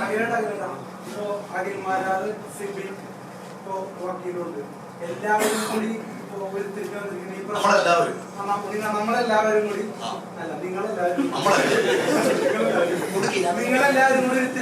ഈ പ്രശ്നത്തിന്റെ മുഖ്യ എതിരാളി എന്റെ മോശയിലാണോ ഏഷ്യാനെറ്റാണോ അല്ലെങ്കിൽ വ്യക്തികളാണ്? കമ്പനിയല്ല. കമ്പനിയെ നമ്മളെങ്ങനെ അത് പറയാൻ പറ്റും? വ്യക്തികളാണ്. ഈ ഷോ അല്ല കുഴപ്പം. ഇപ്പൊ ബിഗ് ബോസ് എന്ന സീസണിലൂടെ നിങ്ങളെ പരിചയപ്പെടുത്തിയ ആളാണ് ഞാൻ എന്റെ ഷോ നന്നാവണം എല്ലാ കാലവും ആഗ്രഹിക്കുന്ന ഒരാളാണ് ഞാൻ. നിങ്ങൾ സിബിനെയും ഇപ്പൊ നിങ്ങൾ മാധ്യമ മേഖലയിൽ പ്രവർത്തിക്കുന്നു, നിങ്ങൾ മാധ്യമ പ്രവർത്തകരാണെന്ന് പറയുമ്പോഴത്തേക്ക് നിങ്ങൾ വർക്ക് ചെയ്യുന്ന ഒരു സ്ഥാപനത്തിനെ പറ്റിയിട്ട് വളരെ മോശം അഭിപ്രായം ഒരു പർട്ടിക്കുലർ വ്യക്തി ഉണ്ടാക്കിയാൽ നിങ്ങൾക്ക് നടക്കണല്ലേ? ഒരു സംശയം ചോദിക്കട്ടെ, എന്തുകൊണ്ട് നിങ്ങൾ വ്യക്തികളുടെ പേര് പുറത്ത് പറയുന്നില്ല? ഇപ്പം അഖിലിന്റെ ആരോപണം മരണ ആരോപണമാണെങ്കിലും വ്യക്തികളുടെ പേര്, ഇത് ചെയ്ത ആൾക്കാരുടെ പേര് പറഞ്ഞിട്ടില്ല. ഇപ്പൊ ഇതാണെങ്കിലും ആ ചെയ്ത മീൻസ് വോയിസ് മെസ്സേജ് അയച്ച ആളുടെ പേര് പറയുന്നില്ല. അത് ആക്ച്വലി പ്രേക്ഷകരിൽ ഒരു സംശയം ഉണ്ടാക്കുന്നില്ലേ? അല്ല, ആ ഒരു സംശയം വേണ്ട. കാര്യം ഓൾറെഡി ഇത് കേസ് സ്റ്റാർട്ട് ചെയ്തിട്ടുണ്ട്. അപ്പം അത് നല്ല പേര് വന്നു. അഖിലേറിന് ഏറ്റവും കൂടുതൽ വിമർശനങ്ങൾ വന്ന് ഇവരുടെ ആരുടെയും പേര് പറഞ്ഞില്ല എന്നതിലാണ്. പെൺകുട്ടികളുടെ പേരല്ല, ആരാണ് വിളിച്ചത്, ആരാണ് ഓഫർ ചെയ്തത്. ഫിറോസ് ഒക്കെ നമ്മുടെ മുൻ മത്സരാർത്ഥികൾ ഉൾപ്പെടെ പലരും വന്ന് പറഞ്ഞല്ലോ, അവരോട് പൈസ ചോദിച്ചിട്ടുണ്ടായിരുന്നു, അവരതിന് വില്ലിങ് ആയിട്ടില്ല. ഞാൻ പറഞ്ഞ പണം ഓഫർ ചെയ്യുന്ന കമ്പനിക്കെതിരെ വ്യക്തമായ ആ വ്യക്തികളുടെ പേര് പുറത്തു വന്നാലേ ഈ സംഭവത്തിന് പരാതിയിലാണെങ്കിലും ആരൊക്കെയാണ് ഇതിന് പിന്നിലുള്ളതെന്ന് അന്വേഷണം കൃത്യമായിട്ട് നടന്നാൽ മാത്രമേ അറിയാൻ സാധിക്കത്തുള്ളൂ. ആരാണ് നിങ്ങളൊരു അലിഗേഷൻ പറയുമ്പോൾ അത് കൃത്യമായി ആർക്കെതിരെയാണ് അതാണ് പറയുന്നത്. ആരാണ് ഇതിന് പിന്നിൽ പ്രവർത്തിച്ചിരിക്കുന്നത്, ആരാണ് ഇദ്ദേഹത്തിനെ കൂട്ടിയിടാൻ വേണ്ടിയിട്ട് ഓർഡർ കൊടുത്തിരിക്കുന്നത്, 3 ദിവസം ആരൊക്കെയാണ് ഇതിന് പിന്നിൽ പ്രവർത്തിച്ചിരിക്കുന്നത് കൃത്യമായിട്ട് അന്വേഷണം നടക്കണം. അവിടുത്തെ എവിഡൻസ് റിക്കവർ ചെയ്യണം പോലീസിന്. അതിനുള്ള സാഹചര്യം ഇപ്പോഴാണ് ഒരുങ്ങിയിരിക്കുന്നത്. കാര്യം വെച്ചാൽ DGP കൃത്യമായിട്ടുള്ള അന്വേഷണത്തിന് ഉത്തരവിട്ടിരിക്കുകയാണ്. കൃത്യമായിട്ട് അന്വേഷണം നടത്തി റിപ്പോർട്ട് സമർപ്പിക്കാൻ പറഞ്ഞിട്ടുണ്ട്. പ്രശ്നം എന്ന് വെച്ചാൽ നമ്മള് പ്രേക്ഷകർ നോക്കുമ്പോൾ അവർക്ക് ഏഷ്യാനെറ്റിനെ അറിയാം, എന്റെ മോൾ ഷെയ്ഖ്, ഈ 2 ചാനൽ അറിയാം. ഈ വ്യക്തികളുടെ ഫോട്ടോ അടക്കം പുറത്തു വന്ന് ഇവരാണ് ഇത് ചെയ്തത് എന്നറിഞ്ഞാലേ പ്രേക്ഷകർക്ക് ഒരു ക്ലാരിറ്റി കിട്ടുള്ളൂ. 100% കേസുമായിട്ട് ബന്ധപ്പെട്ട കാര്യങ്ങൾ പ്രിലിമിനറി സ്റ്റേജിലാണ്. ഇൻവെസ്റ്റിഗേഷൻ പ്രോപ്പറായിട്ട് കണ്ടക്ട് ചെയ്തത് കോടതിയിലെത്തും. എത്രയും പെട്ടെന്ന് ഈ പറയുന്ന കുറ്റവാളികൾ അതിനകത്ത് ഈ പറയുന്ന ആൾക്കാര് പ്രതിയാക്കപ്പെടും. അതിനകത്ത് FIR പുറത്തു വരും. നിങ്ങൾക്കെല്ലാം ആരാണെന്ന് അറിയാൻ സാധിക്കും. ആരൊക്കെയാണ് അതിന് പിന്നിൽ പ്രവർത്തിച്ചത് കൃത്യമായിട്ട് പോലീസാണ് കണ്ടെത്തേണ്ടത്. നീതി കിട്ടുന്നത് കാരണം ബിഗ് ബോസിൽ ഇതിനു മുമ്പ് പരാതി കൊടുത്തിട്ടുണ്ട്. തമിഴ്നാട്ടിലാണ്, ഇത് കേരളം. എനിക്ക് ഇവിടെ അങ്ങനെ നടക്കൂല. എനിക്കത് 100% ഉറപ്പാണ്. അവിടെ നടക്കുമായിരിക്കും. ഇവിടെ ഇത് ആദ്യത്തെ സംഭവമാണ്. ഇവിടെ ഇത് നടക്കൂല. ഇവിടെ കുറ്റം ചെയ്തിട്ടുണ്ടെങ്കിൽ അത് ഏത് കൊല കൊമ്പനാണെങ്കിലും ചോദ്യം ചെയ്താൽ നിങ്ങൾ മാധ്യമങ്ങളാണെങ്കിലും ആരാണെങ്കിലും കൂടെ നിൽക്കുന്ന എനിക്ക് ഒരു കാര്യം പറയാനുണ്ട്. ഉണ്ട്. നിങ്ങൾ ഇവരുടെ പേരെല്ലാം പറയാൻ തയ്യാറായിട്ട് അക്കമിട്ട് അവരുടെ ഫോട്ടോ എല്ലാം വെളിപ്പെടുത്തിയിട്ട് ഒരു പ്രസ് മീറ്റും കൂടെ വിളിക്കണം എന്നാണ് ഞാൻ പറയുന്നത്. തീർച്ചയായിട്ടും അതാണ് ഞാൻ പറഞ്ഞത്. ഈ FIR കൈ കിട്ടി കഴിഞ്ഞാൽ ഇവരൊക്കെ പ്രതികളാണ്, അല്ലെ? അത് കഴിഞ്ഞ് വിളിക്കുന്നതായിരുന്നു നല്ലത് പ്രസ് മീറ്റ്. അല്ല, അത് കഴിഞ്ഞ് വിളിക്കാന്ന് പറഞ്ഞു കഴിഞ്ഞാൽ ഈ കാര്യങ്ങൾ കൃത്യസമയത്ത് എല്ലാവരും അറിയിക്കണം എന്ന് എനിക്കുണ്ട്.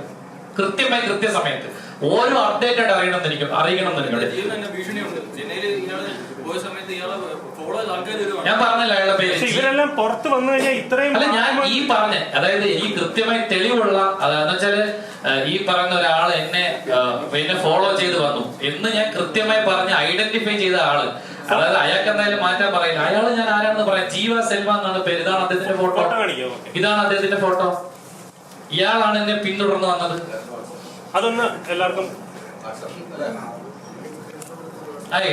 ഇദ്ദേഹമാണ് എന്നെ ഫോളോ ചെയ്തത്. സ്റ്റാഫാണ് എന്നാണ് ഇദ്ദേഹം എന്നെ പരിചയപ്പെടുത്തിയതും അത് ഇയാളെ ഞാൻ കണ്ടിട്ടുണ്ട്. ഇതിനു മുന്നേ ഇവരുടെ ഗ്രൂപ്പ് ഫോട്ടോയിൽ ഇയാളെ ഞാൻ കണ്ടിട്ടുണ്ട്. പിന്നെ ഇതിനു മുന്നേ ജോലി ചെയ്തിരുന്ന എനിക്ക് ഒത്തിരി അധികം സുഹൃത്തുക്കളുണ്ട് എന്റെ മോൾ ശൈലി ജോലി ചെയ്യുന്ന. അവരെല്ലാവരും ഇയാളെ കൃത്യമായി തിരിച്ചറിയുകയും ചെയ്തു. ഗ്രൗണ്ട് മാത്രമാണുള്ളത് ആ ഹോട്ടലിൽ. താങ്കൾ അവിടെ മാനസികമായിട്ട് തളർന്ന ഒരു സിറ്റുവേഷൻ ഉണ്ടായില്ല എപ്പിസോഡ് കഴിഞ്ഞിട്ട്. അപ്പം അതിന് കാരണം എന്താ? ലാലേട്ടനുള്ള ഒരു സ്നേഹം ആയതുകൊണ്ടാണ്? എന്ത് പറ്റിയത്? ഞാൻ പറഞ്ഞല്ലോ, തളർന്നത് എന്റെ ക്യാരക്ടർ അസാസിനേഷൻ. ഞാൻ അല്ലാത്ത രീതിയിൽ അവരോട് എഡിറ്റ് ചെയ്ത് പോർട്രേറ്റ് ചെയ്തു. ഞാൻ പറയാത്ത കാര്യങ്ങൾ ഞാൻ പറഞ്ഞത്, അല്ലെങ്കിൽ ഞാൻ പറഞ്ഞ കാര്യങ്ങൾ വേറെ രീതിയിലേക്ക് പോർട്രേറ്റ് ചെയ്ത് അവിടെ കാണിച്ചു. എന്നെ ഒരു വേറൊരാളായിട്ട് ഇവര് ചിത്രീകരിക്കാൻ ശ്രമിക്കുന്നതായിട്ട് എനിക്ക് മനസ്സിലായി. എല്ലാ മത്സരാർത്ഥികളോടും ചെയ്യുന്ന കാര്യം തന്നെയല്ലേ?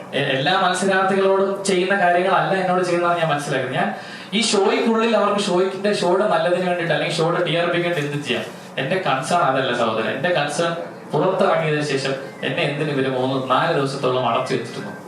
എന്തിനെനിക്ക് സൈക്യാട്രിക് ഡ്രഗ് നൽകി? എന്റെ വീട്ടുകാരെ എന്തുകൊണ്ട് ഇവര് കൃത്യമായി കാര്യങ്ങൾ അറിയിച്ചില്ല? എനിക്ക് എന്താണ് സംഭവിക്കുന്നത് എന്നെ അറിയിച്ചില്ല. എന്റെ വീട്ടിൽ വിളിച്ച് എനിക്ക് മാനസിക രോഗമാണെന്ന്, സ്കീസോഫ്രീനിയാണെന്ന് എന്തിനിവര് കള്ളം പറഞ്ഞു? ഇതാണ് എന്റെ കൺസേൺ. ഷോയ്ക്കുള്ളിൽ അവർക്ക് എന്ത് ചെയ്യാം? ഞാൻ ഇതിന്റെ നിയമവശങ്ങൾ എന്താണെന്നുള്ളത് അഡ്വക്കേറ്റ് സംസാരിച്ചിട്ട് നമുക്ക് ക്വസ്റ്റ്യൻസ് എടുക്കാം. പറഞ്ഞു കേട്ടോ. രണ്ട് കാര്യങ്ങൾ ഒന്ന് ഓഡിയോ പ്ലേ, ഒന്ന് സ്ക്രീൻഷോട്ട്. ഇപ്പോഴും എന്തോ വിളിച്ചു പോയി. എന്ത് വിലപേക്ഷലാണ്? എന്തുകൊണ്ട് പേര് പറയാൻ പേടി? FIR ഇടാവും അല്ലെ? ഇനി സീസൺ തീരാൻ 3-4 ദിവസവും എന്തുകൊണ്ട് ആ പേര് പറയാൻ പഠിക്കുന്നു? ഇത് തന്നെയാണ് ഇതിൽ കൂടെ ഉണ്ടായിരിക്കുന്ന വിഷയം അത് തന്നെയാണ്. അപ്പൊ ഇനി പത്രസമ്മേളനം നടത്തി ഇനി അവർ എന്തെങ്കിലും ചർച്ചയ്ക്ക് വരും, ഇതാണോ? അതിന് വേണ്ടിയാണ് ഇനി എന്തുകൊണ്ട് പേര് പറയാം? ഞങ്ങൾ ഈ ഓഡിയോ കൊണ്ട് ഞങ്ങൾ ലാബിൽ കൊണ്ട് പരിശോധിക്കാം. അതിന്റെ ആവശ്യമൊന്നുമില്ല. ഇത് ആരാണ് പറഞ്ഞതെന്നും ഇത് എന്തൊക്കെയാണ് പറഞ്ഞതെന്നും ഈ പറയുന്ന FIRന്റെ കോപ്പി വരുമ്പോൾ ഞാൻ പുറത്തുവിടാന്ന് ഞാൻ പറഞ്ഞിട്ടുണ്ട്. ഇപ്പോ നിയമപരമായിട്ടുള്ള ബുദ്ധിമുട്ടുകളാണ് പറഞ്ഞത്. ഉറപ്പായിട്ടും ഈ 3 പേര് ആരാണെന്നും അവർക്കെതിരെയാണ് FIR ഇടുന്നത്. പക്ഷെ ഈ പറഞ്ഞ ഓഡിയോയിലുള്ള ഈ സംഭവം ഉണ്ടല്ലോ, പക്ഷെ മാധ്യമങ്ങളോട് പ്രതികരിക്കുക എന്നുള്ള സംഭവം, ഇതെല്ലാ കണ്ടസ്റ്റൻസിനോടും അവർ പറയുന്ന ഒരു പോയിന്റ് ആണ്. പുറത്തിറങ്ങി, ഇപ്പം രതീഷ് ആണെങ്കിലും പുറത്തിറങ്ങിയ ശേഷം മീഡിയാസിനോട് ബൈറ്റ് കിട്ടിയ ശേഷം രതീഷിനോട് പറഞ്ഞു മീഡിയാസിനോട് സംസാരിക്കുന്നത്. അത് അങ്ങനെ കിട്ടുന്ന ഒരു വാണിംഗ് ആയിട്ട് കണക്കൂട്ടിക്കൂടാ. അത് മാത്രമല്ല, അതൊന്ന് തുടങ്ങി പിന്നെ അങ്ങോട്ടുള്ള കാര്യങ്ങൾ ഞാൻ പറയുന്നുണ്ട്. അത് മാത്രം ഞാൻ സ്ക്രീൻഷോട്ട് കാണിച്ചില്ലേ, അതുകൊണ്ട് അത് പുറത്തുവിടില്ലേ? ഉറപ്പായിട്ടും അത് ഈ പറഞ്ഞ പോലെ നിയമപരമായിട്ടുള്ള കാര്യങ്ങൾ അതിലുള്ളത് കൊണ്ടാണ് അത് വിടാതെ. ഉറപ്പായിട്ടും ആ FIRൽ എന്തായാലും പ്രതികളുടെ പേരുണ്ടാവും. അപ്പൊ പിന്നെ ഞാനായിട്ട് പുറത്ത് പറയേണ്ട കാര്യമില്ല. ഇപ്പൊ ഞാൻ പറയുന്നതിന്റെ പേരിൽ നിയമപരമായിട്ടുള്ള ബുദ്ധിമുട്ടുകൾ ഉള്ളതുകൊണ്ടാണ് ഇപ്പൊ പറയാത്തത്. ഞാൻ ഒരു കാര്യം ക്ലിയർ അല്ല, ഇത് ഒരുപാട് ദിവസം ഇല്ലല്ലോ ചേട്ടാ. ഞാൻ പറഞ്ഞില്ല, പേര് പറയാത്തത് എനിക്ക് കാശ് വേണ്ട. ഇവരുമായിട്ടുള്ള ഒരു സെറ്റിൽമെന്റിന് ഞാൻ തയ്യാറല്ല. ഓൾറെഡി അത് കഴിഞ്ഞു, ഇനി അതില്ല. ആ ഒരു ആവശ്യം എനിക്കില്ല. അതിന് ഞാൻ അവരുടെ മുമ്പിൽ ഇരുന്ന് കൊടുക്കില്ല. സാവന്ത്, ഡോക്ടർ സാവന്ത് സൈക്യാട്രിസ്റ്റ് എന്നാണ് എന്നെ പരിചയപ്പെടുത്തിയത്. എനിക്കറിയില്ല. സാവന്ത് എന്നാണ് അയാളുടെ പേര് പറഞ്ഞത് എന്നോട്. ചെക്ക് ചെയ്തിരുന്നോ? എന്താണ് പുറമെ ചെക്ക് ചെയ്തിരുന്നോ അങ്ങനെ ഡോക്ടർ ഉണ്ടോന്നോ? ഇല്ല. അങ്ങനെ ഇദ്ദേഹമാണ് ഈ ബിഗ് ബോസ് തുടങ്ങിയ കാലം മുതൽ മത്സരാർത്ഥികളുമായി സംസാരിക്കുന്നത് എനിക്ക് മനസ്സിലായി. ഇത് ഒരു കാര്യം കൂടെ പറയാം. ഇതേ സാവന്ത് ഡോക്ടർ തന്നെയാണ് ഞങ്ങൾ കയറുന്നതിന് മുന്നേ നമുക്കൊരു സൈക്കോളജിക്കൽ കൺസൾട്ടേഷൻ ഉണ്ട്. 1 മണിക്കൂറോളം ഇയാൾ എന്നോട് സംസാരിച്ചപ്പോ എന്റെ ജീവിതത്തിൽ ഉണ്ടായ എല്ലാ കാര്യങ്ങളും ഞാൻ ഇയാളോട് തുറന്നു പറഞ്ഞു. ഇയാൾ തുടങ്ങിയപ്പോ എന്നോട് പറഞ്ഞത് ഇതൊരു പ്രൈവറ്റ് കോൺവെർസേഷൻ ആണ്. ഇപ്പോൾ സിബിൻ പുറത്ത് പറയുന്ന ഒരു കാര്യങ്ങളും ഞാൻ മറ്റാരുമായി സംസാരിക്കില്ല. അതെന്റെ മെഡിക്കൽ എത്തിക്സ് ആണ്. ഞാൻ പറയില്ല എന്ന് പറഞ്ഞ പേരില് എനിക്ക് ജീവിതത്തിൽ ഉണ്ടായ എല്ലാ കാര്യങ്ങളും നിങ്ങൾക്ക് എല്ലാവർക്കും ഒരു ഇറക്ക കയറ്റിലുകളൊക്കെ ഉണ്ടാവും. അപ്പൊ എനിക്കുണ്ടായ ഇറക്കം, ആ ബുദ്ധിമുട്ട് സമയങ്ങളെല്ലാം ഞാൻ കൃത്യമായി ഇയാളോട് പറഞ്ഞു. അതെല്ലാം അതിൽ ഒട്ടുമിക്ക കാര്യങ്ങളും ഇവര് ഈ പറയുന്ന ഗെയിം സമയത്ത് എനിക്കിതിൽ ഉപയോഗിച്ചു. ഈ പ്രിൻസിപ്പിൾ ഓഫ് കോൺഫിഡൻഷ്യാലിറ്റി ബ്രേക്ക് ചെയ്തൊരു സൈക്കാട്രിസ്റ്റ് ആണെന്ന് താങ്കൾ പറയുന്നു. താങ്കൾക്ക് ഇല്ലീഗലായിട്ട് മെഡിസിൻ തരാൻ വേണ്ടി നിന്ന ആളാണെന്ന് പറയുന്നു. സ്വാഭാവികമായും ഒരു പരാതി നൽകുമ്പോൾ ഏറ്റവും പ്രധാനമായിട്ടുള്ള ഒരു ആളായി അദ്ദേഹം വരേണ്ടതാണ്. FIRൽ അദ്ദേഹത്തെയാണോ പ്രധാനമായും താങ്കൾ ഉൾപ്പെടുന്ന ഒരു പ്രധാന കൺസേൺ അല്ലേ? താങ്കളുടെ മെന്റൽ ഹെൽത്ത് തകർത്തു എന്ന് പറയുന്ന ഒരാളെ ഏറ്റവും പ്രധാനമായി താങ്കൾ ഉയർത്തിക്കാണിക്കുന്നത്? തീർച്ചയായും ഞാൻ സ്റ്റേറ്റ്മെന്റ് എടുക്കുമ്പോൾ അദ്ദേഹത്തിന്റെ പേര് തീർച്ചയായും പറയും. അല്ല, ഏഷ്യാനെറ്റിന്റെ ആളാണ്. അതെ. ഈ ഷോയുമായി ബന്ധപ്പെട്ട ആളാണ്. ഈ ഷോയുമായി എന്നോട് കമ്മ്യൂണിക്കേഷൻസ് നടത്തിയ ആളാണ്. തുടക്കം മുതൽ കമ്മ്യൂണിക്കേഷൻ നടത്തിയാണ് പൈസ വേണമെന്ന് പറഞ്ഞു. ഇദ്ദേഹം തന്നെയാണ്. അതിൽ കിട്ടുന്നതിൽ എത്ര എമൗണ്ട് എന്നാണ് ഈ പറയുന്നത്? 50% ആണ് പറഞ്ഞത്. കൃത്യമായിട്ട് വേണം. ഇല്ല, ഞാൻ വളരെ മാന്യമായി പറഞ്ഞു. അങ്ങനെ അതിന്റെ ആവശ്യമില്ലല്ലോ. എനിക്ക് ഓൾറെഡി ഈ ചാനലിൽ ഞാൻ വേറൊരു പരിപാടി ചെയ്യുന്നുണ്ട്. അതിൽ കിട്ടുന്നതിൽ നിന്ന് കുറച്ച് തുക കൂട്ടിയാണ് ഇപ്പൊ ഇവര് പറഞ്ഞത്. സ്വാഭാവികമായിട്ടും ആ ഷോ രാവിലെ പോയി വൈകുന്നേരം തിരിച്ചു വരുന്ന ഒരു ഷോയാണ്. ഇത് 24 hours നിൽക്കുന്ന ഒരു ഷോ ആകുമ്പോൾ കൂടുതൽ പേയ്മെന്റ് തരണം. മാന്യമായി ഞാനൊരു അത്രയും പേയ്മെന്റ് അർഹിക്കുന്നില്ല എന്നുള്ള ചോദ്യം ഞാൻ അദ്ദേഹത്തിനോട് ചോദിച്ചു. അതിന് തെളിവെന്തെങ്കിലും ഉണ്ടോ? ഓഡിയോ ഇല്ല, അതിന് ആ സമയത്ത് നമുക്ക് ഇങ്ങനെയൊക്കെ ഉണ്ടാവുമെന്ന് അറിയില്ലല്ലോ. താങ്കൾക്ക് പേയ്മെന്റ് സെറ്റ് ചെയ്തിട്ടാണ് ഒരു കോൺട്രാക്ട് ആയിട്ടാണ് താങ്കൾ പോകുന്നത്. അതിനുശേഷം പുറത്തിറങ്ങിയതിനു ശേഷം സംസാരിക്കാതിരിക്കുവാൻ വേണ്ടി താങ്കൾക്ക് അത്രയും കൂടി പേയ്മെന്റ് വീണ്ടും തന്നു എന്ന് പറയുന്നു. അത് താങ്കൾ അതിനെ ഓൺ ചെയ്തോ? അതായത് തന്നു കഴിഞ്ഞാൽ ഞാൻ മിണ്ടാതിരിക്കാമെന്ന് പറഞ്ഞിട്ടില്ല. ഒരു തരത്തിലുള്ള കമ്മ്യൂണിക്കേഷനും ഇല്ലാതെ ചുമ്മാ പൈസ അയക്കുകയായിരുന്നു. ഇല്ല, ഞാൻ പറയാം. എന്താണെന്ന് വെച്ച് കഴിഞ്ഞാൽ എന്നോട് ആദ്യം ഇവർ ആവശ്യപ്പെട്ടത് ഈ കോൺട്രാക്ട് ബേസിൽ ഇൻവോയ്സ് ആദ്യം എനിക്ക് പേയ്മെന്റ് തന്നില്ല ഇവർ കേട്ടോ. എന്റെ കൂടെ ഉണ്ടായിരുന്ന മത്സരാർത്ഥികൾക്കൊക്കെ ഇവര് പേയ്മെന്റ് റിലീസ് ചെയ്തു എന്ന് ഞാൻ അറിഞ്ഞു. നമ്മൾ സംസാരിക്കുന്നവരാണല്ലോ. അറിഞ്ഞപ്പോ ഞാൻ ഇവരുമായി ബന്ധപ്പെട്ടു എന്റെ പേയ്മെന്റ് എന്തായി. അപ്പൊ ഇവര് പ്രോസസ് ചെയ്യുകയാണെന്ന് പറഞ്ഞു. അപ്പൊ ഞാൻ പറഞ്ഞ അങ്ങനെയല്ല. ഞാൻ രണ്ടാമത് വിളിച്ചപ്പോൾ ഇവര് വീണ്ടും പ്രോസസ് ചെയ്യുകയാണെന്ന് പറഞ്ഞു. അപ്പൊ കൂടെയുള്ള മത്സരം എന്റെ കൂടെ ഇറങ്ങിയ മത്സരാർത്ഥിക്ക് കാശ് കിട്ടി. 2 ആഴ്ചത്തെ പേയ്മെന്റ് അഡ്വാൻസ് ആയിട്ട് കിട്ടുന്നതാണെന്ന് എനിക്ക് അറിയാം. അപ്പൊ എനിക്ക് മനസ്സിലായി ഇവരെ കബളിപ്പിക്കാൻ ശ്രമിക്കുന്നതാണെന്ന് പറഞ്ഞപ്പോൾ ഞാൻ ഇവർക്ക് ഒരു ഇമെയിൽ അയച്ചു. ഇമെയിലിൽ ഇതായിരുന്നു അതിന്റെ ഒഫീഷ്യൽ ഇമെയിലാണ്. ഈ ചാനലിന്റെ ബിസിനസ് ഹെഡിലാണ് ഞാൻ ഇമെയിൽ അഡ്രസ് ചെയ്തിരിക്കുന്നത്. അദ്ദേഹത്തിനോട് ഞാൻ പറഞ്ഞത് എന്റെ അച്ഛന് ബുദ്ധിമുട്ടുണ്ട്, അതായത് ഞാനൊരു ജീവിതത്തിൽ ഒരു മോശമായ അവസ്ഥയിലൂടെ കടന്നു പോയാണ്. അപ്പൊ എനിക്ക് പേയ്മെന്റ് ഇമ്മീഡിയറ്റ്ലി റിലീസ് ചെയ്ത് കിട്ടണം എന്ന് പറഞ്ഞു. അപ്പം എന്നോട് ഇവർ ഇൻവോയ്സ് ഞാൻ ഓൾറെഡി കൊടുത്തിട്ടുണ്ട്. ഇവര് രണ്ടാമത് എന്നോട് ഒരു ഇൻവോയ്സ് ആവശ്യപ്പെട്ട് ഇവരുടെ തന്നെ എക്സ്റ്റേണൽ ഒരു പ്രൊഡക്ഷൻ ഹൗസ് ഉണ്ട്. ആ പ്രൊഡക്ഷൻ ഹൗസിന്റെ പേരിൽ ഒരു ഇൻവോയ്സ് കൂടെ വേണമെന്ന് അന്ന് പറഞ്ഞതിന്റെ പേരിൽ ഞാൻ മറ്റൊരു ഇൻവോയ്സ് അയച്ചു. അപ്പൊ ഈ ആദ്യം കൊടുത്ത ഇൻവോയ്സിന്റെ പേയ്മെന്റും രണ്ടാമത് ഇൻവോയ്സിന്റെ പേയ്മെന്റുമായിട്ട് 2 പേയ്മെന്റാണ് എനിക്ക് തന്നത്. എന്നിട്ട് അതിനുശേഷം പുറകിൽ നിന്ന് എനിക്കൊരു കോൾ വന്നിട്ടുണ്ട്. ആ കോൾ വിളിച്ചത് ഇദ്ദേഹം തന്നെയാണ്. ഇദ്ദേഹം പറഞ്ഞത് ഇനി ദയവ് ചെയ്ത് ഇന്റർവ്യൂസ് ഒന്നും കൊടുത്ത് കാശ് മേടിക്കരുത്, ഈ കാശ് നിനക്ക് ഡിസേർവ് ചെയ്യണം. ഞാൻ പറഞ്ഞു സാർ, ഞാൻ ആഗ്രഹിക്കുന്നതിൽ നിന്നും 1 രൂപ പോലും എനിക്ക് കൂടുതൽ വേണ്ട എന്ന് ഞാൻ അവരോട് കൃത്യം പറഞ്ഞു. ആകാശ് ഞാൻ ഉപയോഗിച്ചിട്ടില്ല. എന്നോട് ഇദ്ദേഹം ഞാൻ ആ ദിവസം മുതൽ എന്നോട് ഈ ഏഷ്യാനെറ്റിന്റെ ഈ ചാനലിന്റെ ഒരു കൺസേൺ ആള് സംസാരിക്കാമെന്ന് പറയുന്നുണ്ട്. ഇതുവരെ ഉണ്ടായിട്ടില്ല. സംസാരിക്കുന്ന സമയത്ത് ഇത് അഡ്രസ് ചെയ്യാനായിരുന്നു ഞാൻ ഇരുന്നത്. ഈ അവസാന ഒരു കാര്യം അതിനൊരു ക്ലാരിഫിക്കേഷൻ പറഞ്ഞു. ഇപ്പോ അത്രയും ഗുരുതരമായി തങ്ങളെ അഫക്ട് ചെയ്യുന്ന മെന്റലി തങ്ങളെ തകർക്കുന്ന രീതിയിൽ പെരുമാറിയ ഒരാളുടെ പേര് ഈ അവസാന ഘട്ടത്തിൽ വെളിപ്പെടുത്താതെ FIR വരുമ്പോഴേ ഞാൻ പറയൂ എന്ന് പറയുന്നതിൽ ചിലപ്പോ ആളുകൾക്ക് തോന്നാം അത് എന്തെങ്കിലും താല്പര്യങ്ങൾ താങ്കൾ ഒളിപ്പിച്ചു വെക്കുന്നുണ്ടോ എന്നുള്ള തോന്നലുണ്ടാകാം. അതിന്റെ ഒരു ആവശ്യം ഈ അവസാന ഘട്ടത്തിൽ ഉണ്ടായിരുന്നു എന്നത് പ്രധാനപ്പെട്ട ചോദ്യം. അവസാന ഘട്ടമല്ലല്ലോ, ഈ ഷോ തീരുന്നതല്ല എന്റെ അവസാന ഘട്ടം. എനിക്ക് നീതി കിട്ടുന്നതാണ് എനിക്ക് എന്നെ സംബന്ധിച്ചിടത്തോളം അവസാന ഘട്ടം. ഈ ഷോ തീർന്നോട്ടെ. ഈ ഷോ തീർന്നാൽ എന്താ കുഴപ്പം? ഞാൻ ഈ ഷോ തീരുന്നവരെ കാത്തിരുന്നതല്ല. ഞാൻ അങ്ങനെ പറഞ്ഞിട്ടുണ്ടെങ്കിലും നമ്മൾ കൃത്യമായി നിയമപരമായുള്ള ഞങ്ങൾ 1 മാസമായി ഞാൻ ഏതാണ്ട് 1-1.5 മാസത്തോളമായിട്ട് ഞാൻ ഇതിന്റെ പുറകെയാണ്. നിങ്ങളുടെ പേയ്മെന്റ് ഫസ്റ്റ് ഓഫ് ഓൾ ഇപ്പൊ ഓൺലൈനിൽ കാണുന്ന അതും പറഞ്ഞ് തമ്മിൽ തല്ലി ആളുകൾക്ക് കണ്ടന്റ് ഉണ്ടാക്കി കൊടുക്കാതെ നിയമപരമായിട്ട് മുന്നോട്ട് പോയതില് ഫസ്റ്റ് ഓഫ് ഓൾ അഭിനന്ദനം. ഓൺലൈൻ മീഡിയനോട് നിന്റെ മാത്രം അഭിനന്ദനം. എന്റെ മാത്രം അഭിനന്ദനങ്ങൾ. കാരണം ഓൺലൈൻ മീഡിയക്ക് നിയമപരമായിട്ട് ഒന്നും ചെയ്യാൻ പറ്റില്ല. അതങ്ങനെ പറയുള്ളൂ. ബ്രോ, അപ്പൊ ഇനി FIR പുറത്തു വരാതെ ഇപ്പൊ നമുക്ക് കൂടുതൽ കാര്യങ്ങൾ പറയാൻ പറ്റില്ല. ഇപ്പൊ ദിലീപേട്ടൻ നടക്കുന്ന കേസുകളിൽ അവര് പല കാര്യങ്ങളും പുറത്തു വരാറുണ്ട്. FIR വരാറുള്ളൊക്കെ പല കാര്യങ്ങളും കൊണ്ടാണ്. അപ്പൊ നിയമം അങ്ങനെയാണ് പ്രവർത്തിക്കുന്നത്. അപ്പൊ ബിയാസ് എന്ന് പറഞ്ഞിട്ടുള്ള ആള് ഇത്രയൊക്കെ കാര്യങ്ങള് സിബിന്റെ അടുത്ത് ഉണ്ടായിട്ടു. എന്തുകൊണ്ടാണ് സിബിൻ നിയമപരമായിട്ട് പോയില്ല എന്നും പറഞ്ഞു കേട്ടു. ഇപ്പൊ സിബിൻ നിയമപരമായിട്ട് പോയിരിക്കുന്നു. അപ്പൊ സത്യങ്ങളെല്ലാം അറിയുന്നതുകൊണ്ടാണോ സിബിനെ ഒരു മാനസിക രോഗിയാക്കി ചിത്രീകരിക്കുന്നത്? എക്സാക്ട്ലി അത് തന്നെയാണ് കാര്യം. അതായത് എനിക്ക് കാര്യങ്ങളൊക്കെ അറിയാം. ഞാൻ ഈ കാര്യങ്ങളൊക്കെ പുറത്തു പറഞ്ഞാൽ ഒരു മാനസിക രോഗിയാണ് നിങ്ങളോട് സംസാരിക്കുന്നത്, ആ മാനസിക രോഗി പറയുന്നത് കേൾക്കണ്ട, വക വെക്കണ്ട എന്നുള്ളൊരു ഇമേജ് എനിക്ക് ഉണ്ടാക്കി തരാനാണ് ഈ ഷോ ശ്രമിച്ചത്. വളരെ കൃത്യമായി ഒരാള് ചോദിച്ചു. ആരാ ചോദിച്ചത്? എല്ലാ സീസണിലും എല്ലാ കണ്ടസ്റ്റന്റിനോടും പറയുന്നതാണ്. പിന്നീട് കോൺട്രാക്ട് കഴിഞ്ഞ ശേഷമാണ് പല ഇഷ്യൂസ് ഉണ്ടായത്. ഇപ്പൊ താങ്കൾ ഓൾറെഡി കോൺട്രാക്ട് നിൽക്കുന്ന സമയം വേണമെന്ന് വെച്ചാൽ അവർക്ക് കൗണ്ടർ ചെയ്തിട്ട് വേണമെങ്കിൽ ഇത് എന്താ പറയുക കള്ളമാണെന്ന് പറഞ്ഞ് വേണമെങ്കിൽ ചെയ്യാൻ പറ്റുന്നതാണ്. അപ്പൊ അതിനെങ്ങനെയാണ് ഒരു കോൺട്രാക്ടിൽ ഏർപ്പെടുന്നു, 2 പേര് തമ്മിൽ കോൺട്രാക്ടിൽ ഏർപ്പെടുന്നു. ിരിക്കുന്ന ആൾക്കാർക്കെതിരെ നടപടി ഉണ്ടാവണം.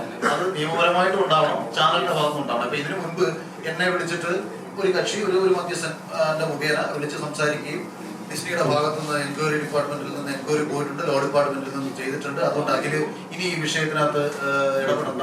പിന്നെ പെട്ടെന്നൊരു നടപടി ചിലപ്പോൾ അവർ എടുക്കത്തില്ല. കാര്യം അവരുടെ വലിയ ബ്രാൻഡ് വാല്യൂവിനെ ബാധിക്കും. ഇപ്പൊ ഞാനും സിബിയും ഒക്കെ വന്നിരുന്ന് സംസാരിക്കുന്ന പറഞ്ഞാൽ ഇത്രയും തലപ്പത്തിരിക്കുന്ന രണ്ടുപേരെ പിടിച്ച് ചാനൽ പുറത്താക്കുന്നു വിശ്വസിക്കുന്നൊക്കെ മണ്ടരുന്ന ഞങ്ങൾ. കാര്യം അങ്ങനെ വന്നാൽ ഞങ്ങളൊക്കെ വലിയ സൂപ്പർ സ്റ്റാറുകളും അവർ വലിയ ആരോപണ വിധേയമാവും. അപ്പൊ അത് പെട്ടെന്നുണ്ടാവില്ല. പക്ഷെ അത് കൃത്യമായിട്ട് അന്വേഷിക്കുന്നത് പറഞ്ഞപ്പോൾ ഓക്കെ. പിന്നെ അതിലൊരാളുടെ മകളുടെ കല്യാണമാണ്, ആ കുട്ടിയുടെ ഭാവിയും കൂടെ കരുതിയിട്ടുണ്ടെങ്കിലും ഓക്കെ. അങ്ങനെ നമ്മൾ കേട്ട ഒരു മാനുഷിക പരിഗണനയുടെ ഭാഗമായിട്ട് അതോടൊപ്പം തന്നെ ഈ മാനുഷിക പരിഗണന സിവിലിൽ ലഭിക്കണം. ഇനി ഇതൊക്കെ നമ്മളിനി പറഞ്ഞില്ല എന്ന് വെച്ചോ, നാളെയും ധാരാളം പേർ ഇതിന്റെ പിന്നാലെ ഓടുന്നുണ്ട്. നാളെയും ധാരാളം ആൾക്കാർ ഇതിന്റെ പിന്നാലെ വരുന്നുണ്ട്. അവർക്ക് എല്ലാവർക്കും ഒരുപക്ഷെ ഇതിനൊരു അനുഭവം ഉണ്ടായേക്കാം. അതൊരു പക്ഷെ നമ്മളില്ല സ്ത്രീധനത്തിന്റെ ഒക്കെ കാര്യം പറയുമ്പോഴത്തേക്ക് ഏതെങ്കിലും പെൺകുട്ടി ആത്മഹത്യ ചെയ്ത് കഴിയുമ്പോഴാണല്ലോ പൊതുവെ നമ്മളത് ചർച്ച ചെയ്യുന്നത്. അപ്പൊ ഇതിങ്ങനെ ഒരു വിഷയം വന്നു, ഇത് ഞങ്ങൾ അഡ്രസ് ചെയ്തു. ഭാവിയിൽ കുറെ കാര്യങ്ങളിൽ സുരക്ഷിതമായിട്ടുള്ള സിസ്റ്റം രൂപപ്പെട്ട് കാണണമെങ്കിൽ അതായിരിക്കും ഒരുപക്ഷെ ഏറ്റവും വലിയ ഒരു ഗുണം. ഇതിന് ലഭിക്കുന്ന ഏറ്റവും വലിയ നീതി, സുബിന് ലഭിക്കുന്ന ഏറ്റവും വലിയ നീതി അത് തന്നെ ആയിരിക്കും.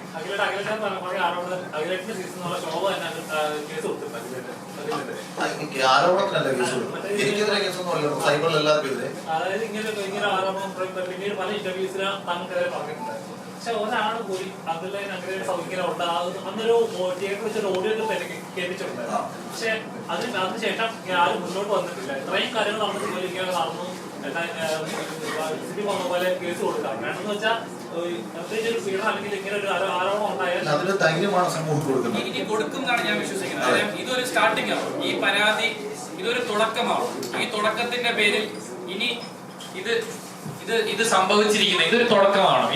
ഇത് കിട്ടാൻ, ഈ ഒരു റെസീറ്റ് കിട്ടാൻ ഞങ്ങൾ എന്തോരം കഷ്ടപ്പെട്ടെന്ന് നിങ്ങൾക്കറിയാമോ? പരാതി കൊടുത്തു, ആ ഒരു റെസീറ്റ് കിട്ടാൻ ഞങ്ങൾ ഒത്തിരി കഷ്ടപ്പെട്ടിട്ടുണ്ട്.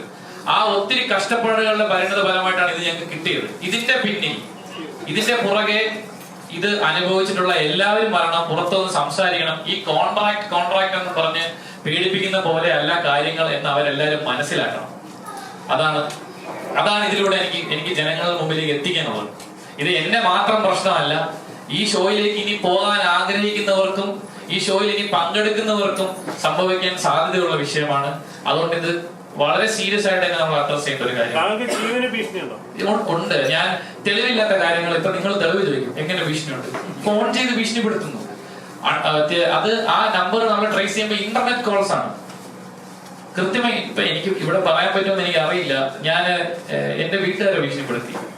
എന്റെ അമ്മയൊരു, ഞാൻ ഇതുമായി കണക്ട് ചെയ്ത് പറയുന്നതല്ല കേട്ടോ, ആയിരിക്കാം, അത് ഞാൻ പറയുന്നില്ല.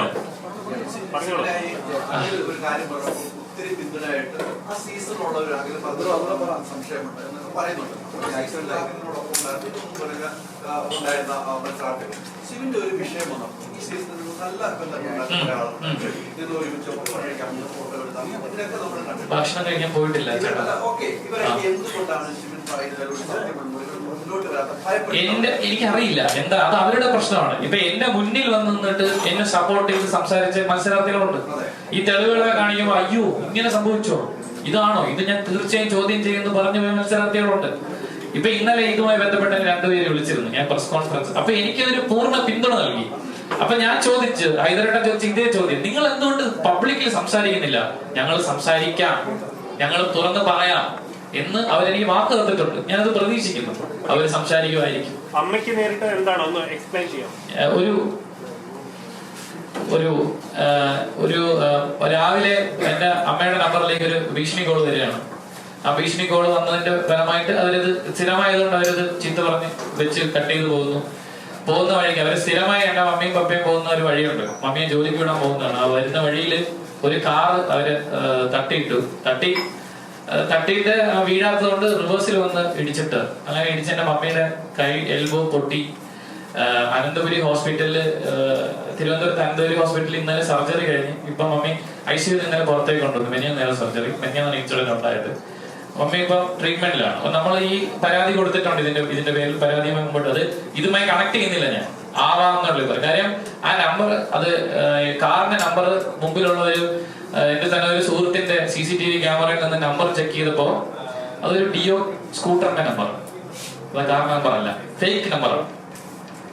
അപ്പൊ എത്തരത്തിലാണ് സംശയം? അല്ല, അത് ഓബിയസ്ലി ചിലപ്പം മറ്റെന്തെങ്കിലുമായിട്ടുള്ള വിഷയമുള്ള കാറായിരിക്കാം. പക്ഷെ ഇങ്ങനെ വന്ന് ഇടിച്ചു, ഇങ്ങനെ ഒരു പ്രശ്നം സംഭവിച്ചെന്റെ ലൈഫില്. വലിയ പോലീസ് സ്റ്റേഷനിൽ നമ്മൾ പരാതിയുമായിട്ട് പോയിട്ടുണ്ട്. മമ്മിയുടെ കണ്ടീഷൻ ഒന്ന് സ്റ്റേബിൾ ആയി കഴിഞ്ഞാൽ സ്റ്റേറ്റ്മെന്റ് എടുത്ത് എഫ്ഐആർ ആണെന്ന് പറഞ്ഞു. ഈ സീസൺ എന്തായാലും ഈ ഫേക്ക് ആണെന്ന് ഉറപ്പിക്കാൻ പറ്റുമോ? എല്ലാ സീസൺ ഇതുപോലെയൊക്കെ തന്നെയാണ്. അത് അവർക്ക് തൊടാൻ പറ്റാതെ കയറി വരുന്ന ആൾക്കാരുണ്ട്. അങ്ങനെ വന്നപ്പോൾ അതിനെ ദിസ് ഈസ് അൺഫെയർ എന്ന് പറഞ്ഞ് ആ ബാക്കപ്പ് പാർട്ടിയിൽ നിന്ന് മാറിയെന്ന കാര്യം ഇപ്പൊ ചേട്ടൻ പറഞ്ഞില്ലേ, അങ്ങനെയാണ് അവർ പ്രതിഷേധിക്കുന്നത്. അത് ഈ തവണ നടക്കാതിരിക്കാനാണ് ഈ കഴിഞ്ഞ തവണത്തെ ക്രിയേറ്റീവ് ഡയറക്ടറിനെ ഇപ്പൊ മനഃപൂർവ്വം മാറ്റി അവര് പറഞ്ഞാൽ കേൾക്കുന്ന അല്ലെങ്കിൽ അവരുടെ പരിധിയിൽ നിൽക്കുന്ന ഒരു ക്രിയേറ്റീവ് ഡയറക്ടറിനെ ഇപ്രാവശ്യം വെച്ചത്. ഈ മർദ്ദിക്കുന്ന പറഞ്ഞിട്ട് ഇന്റർനെറ്റ് കോഴ്സുകൾ വന്നിട്ടുണ്ടോ? എന്താ മർദ്ദിക്കുന്നല്ല, ഉപദ്രവിക്കും. ഇടയ്ക്ക് വെളിയിറങ്ങി നടക്കട്ടെ എന്നാണ് ചോദ്യം. വെളിയിറങ്ങി നടക്കട്ടെ, നീ ആർക്കെതിരെയാണ് സംസാരിക്കുന്ന നിനക്ക് ബോധ്യമുണ്ടോ? അത് അൺനോൺ കോൾസ് ആണോ അതോ ഇന്ന ആളാന്ന് പറഞ്ഞ് വിളിക്കുന്നതാണോ? ഇല്ല, അൺനോൺ കോൾസ് ആണ്, ഇന്റർനെറ്റ് കോൾസ് ആണ് വരുന്നത്. അപ്പൊ ഇവർക്ക് ഇതൊക്കെ ചെയ്യാൻ വ്യക്തമായിട്ടൊരു ടീം അവർക്കുണ്ടെന്ന് എനിക്ക് അറിയില്ല. ചുമ്മാ ഞാൻ ആ സ്റ്റേഷനിൽ എത്തിയ കാര്യം അവരെങ്ങനെ അറിഞ്ഞു? എന്റെ ചോദ്യം, ഞാൻ നസറത്ത്പട്ടി സ്റ്റേഷനിൽ എത്തിയത് എങ്ങനെ അറിഞ്ഞു? അവിടെ നിന്ന് ഈ ഇന്നോവക്കാർ എന്തിന് ഫോളോ ചെയ്തു? കൃത്യമായ ഇൻഫർമേഷൻ കൊടുത്തിട്ടല്ലേ പോലീസ് സ്റ്റേഷൻ പറഞ്ഞു വെക്കുന്ന അവർക്ക് ഗുണ്ടാ സംഘങ്ങൾ ഉണ്ടെന്നാണ്. ഉണ്ടാവാം, അല്ലെങ്കിൽ നമ്മളെ ഫോളോ ചെയ്യേണ്ട കാര്യമില്ലല്ലോ. So thank you so much എല്ലാവർക്കും നന്ദി. Thank you so much. Thank you അഖിലേട്ട. താങ്ക് യു വന്ന എല്ലാവർക്കും നന്ദിയാണ്. Thank you.